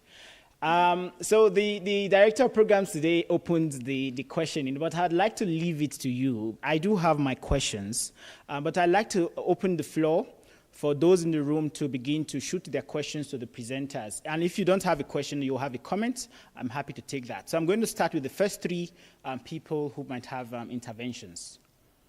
Can I see, okay, so we have one, that's one. Okay, so I will be number two. So Tabang, please stand by and try to listen to the questions carefully. Do we have a moving mic? Okay.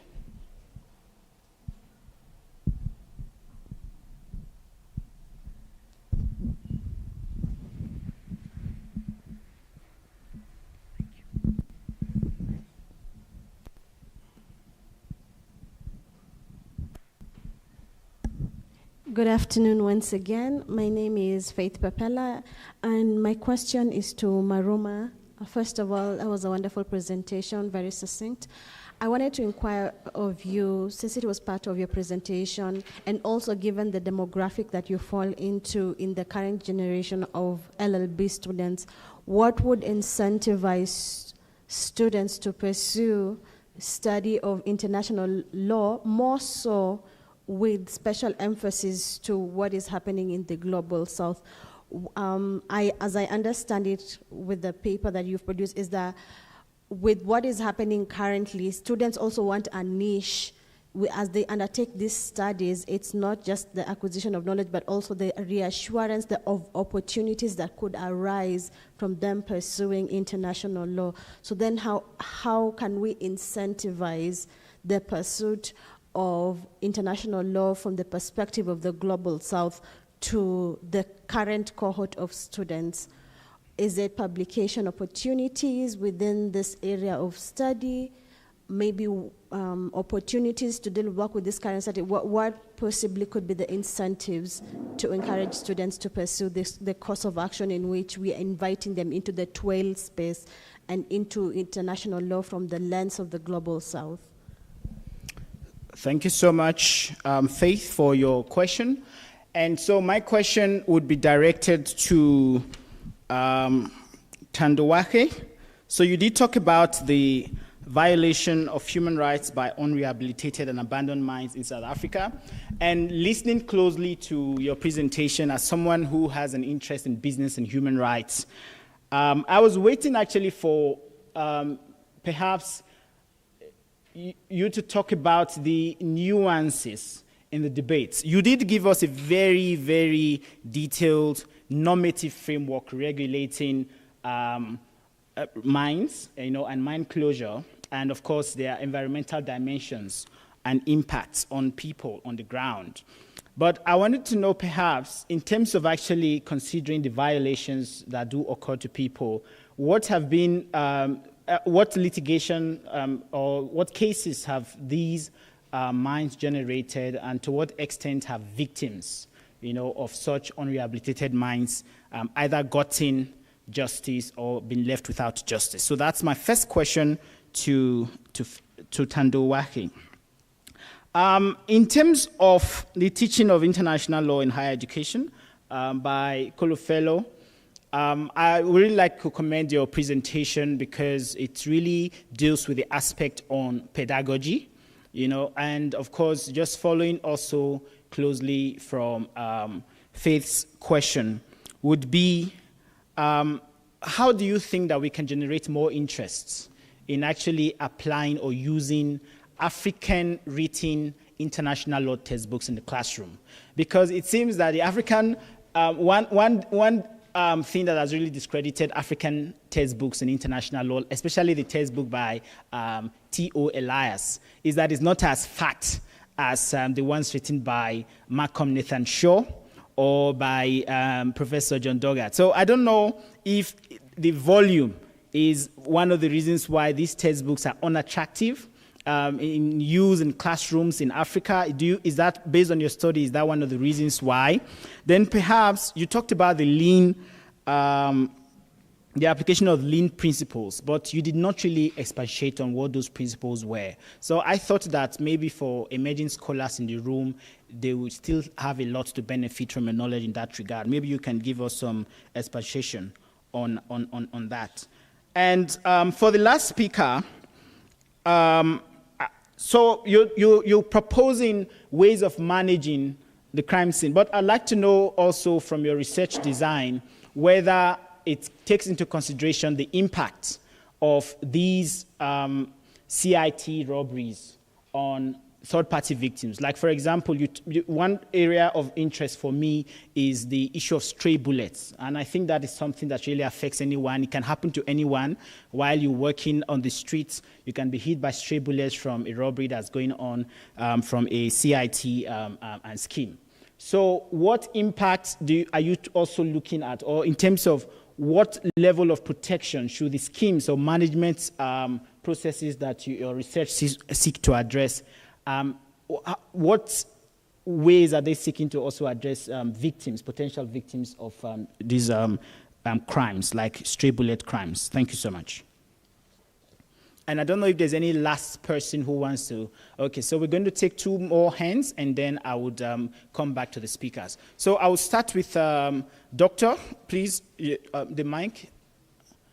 Yes.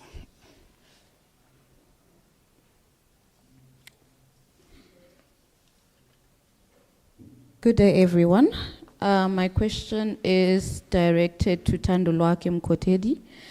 I think it's a follow-up question to what Doctor has just asked. I would like to know, because you spoke about how mines should be closed and all that for safety reasons, but I was wondering, in cases that you also spoke about the requirements in the beginning, that when a company goes there, they should also, if I heard you correct, they should also state how they're going to do that towards the end closure.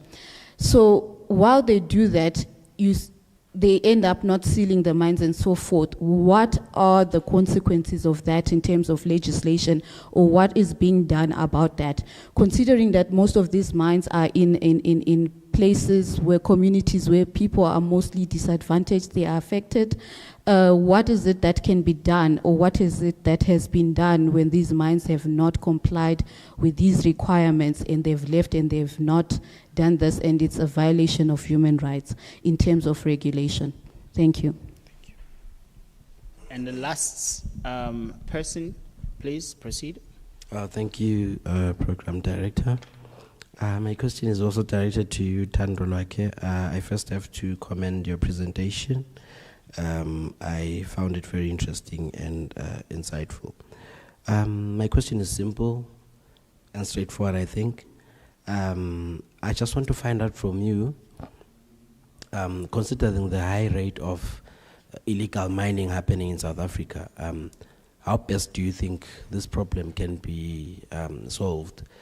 Who are we going to blame for quite a number of illegal mine shafts that are opened probably without the knowledge of law enforcement mechanisms?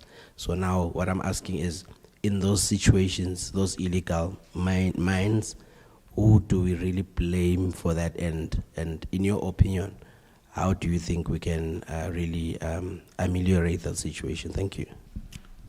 Thank you so much. And with those, with that round of questions, I'd like to hand the mic over to Madam Thandolwakhe Mkotedi to start with her responses, and thereafter we'll move to Kolofelo, and before going online for Tabang to address questions. Any questions addressed to him? Thank you.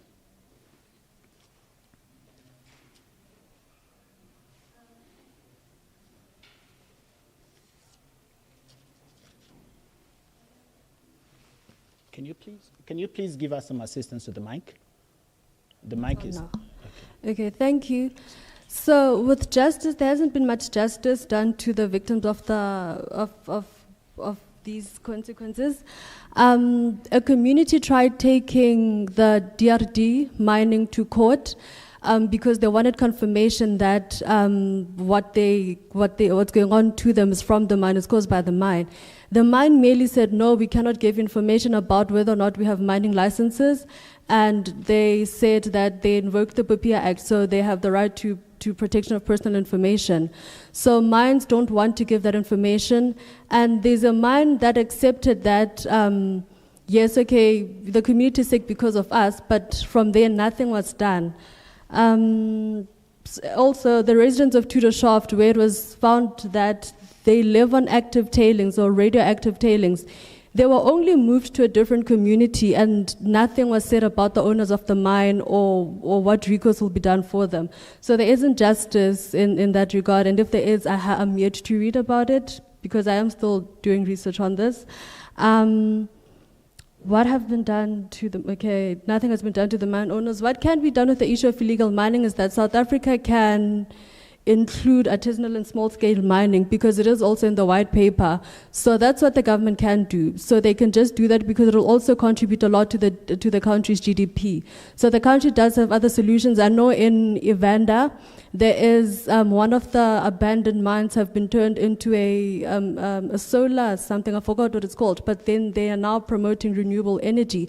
I don't know how that affects the community, but that is something that can be done, and that will help with the whole problem. Yes.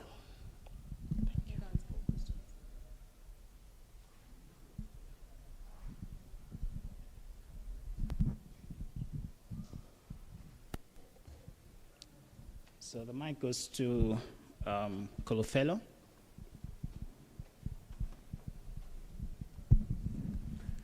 To answer the first two questions, they are similar. So I think the issue is the relevance, how the textbooks are structured. So if the writers or the authors of those textbooks focus more on the things that happened in Africa, not the things that happens in Europe, or the laws that are mostly happening in the continent of Africa, then most students will be interested in pursuing with international law. Then the Lynn principles,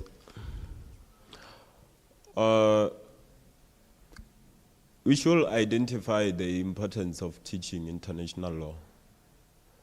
While identifying that, we should also map the importance of teaching international law with the other modules that the students sees them as interesting,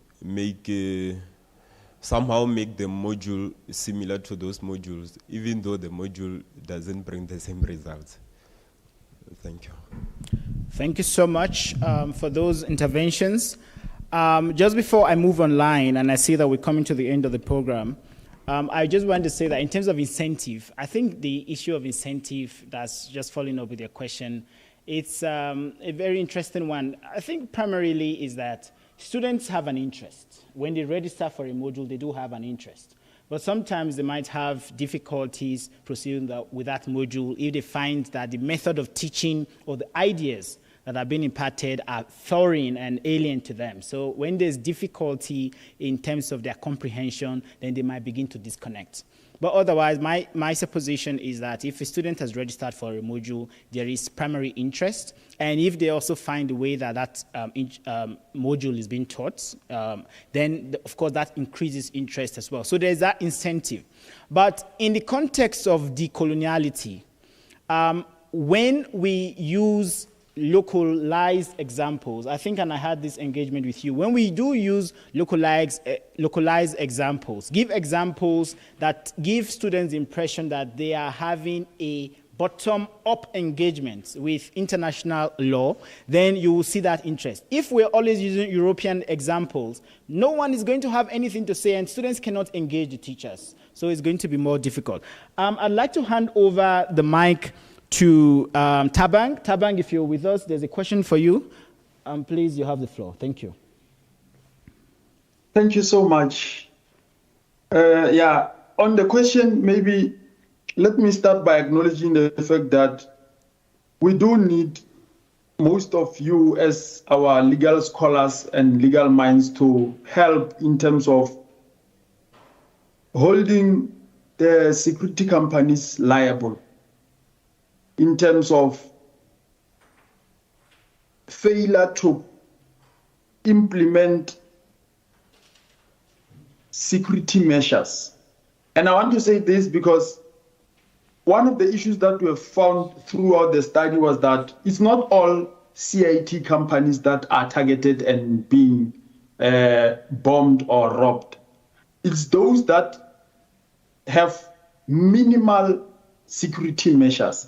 And that leads to the Private Security Industry Regulating Authority, CIRA, which CIRA and SAPS, they are both under the Ministry of Police, and they are supposed to be the ones who hold these companies liable. CIRA would be in terms of enforcing more stringent measures for CIT, the CIT business or for CIT companies, and dealing harshly with non-compliant companies, as well as the South African Police Service. Within the SAPS, there's supposed to be an enterprise risk management committee, national, provincial, as well as in all districts, to say, in our district, this is how we are going to manage the different risks identified, including the illegal mining that was mentioned earlier.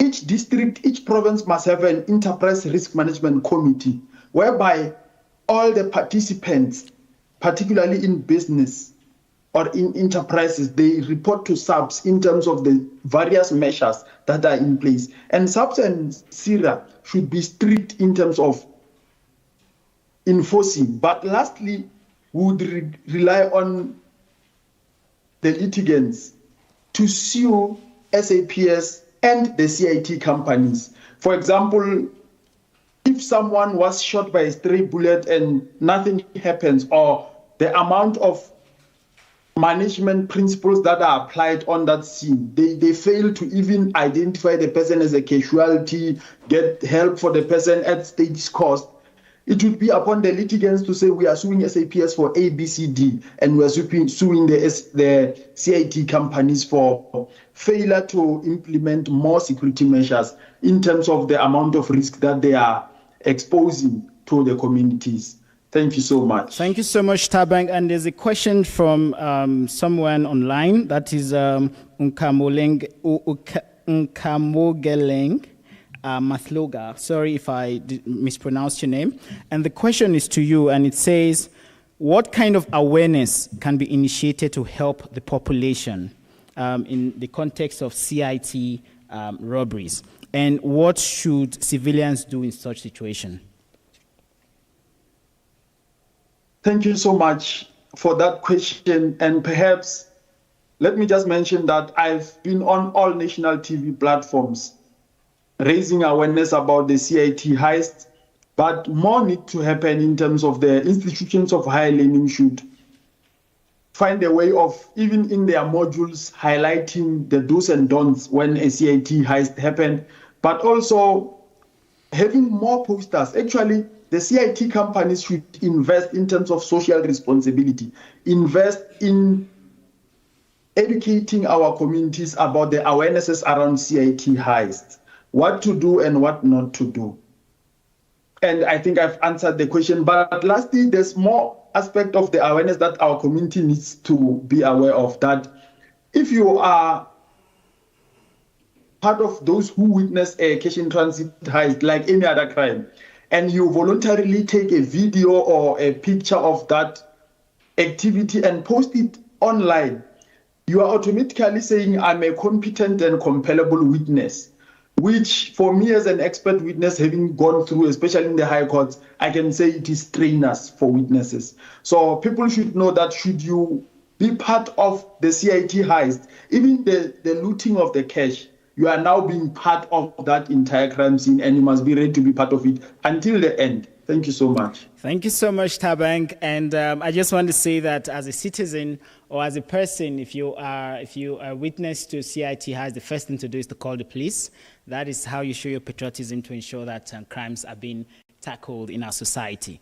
And with this, I'd like us to give a final round of applause to the presenters for a very sterling presentation. And with that, we draw the curtain to today's presentations and look forward to the continuation of day 3 of the conference. Thank you so much, ladies and gentlemen.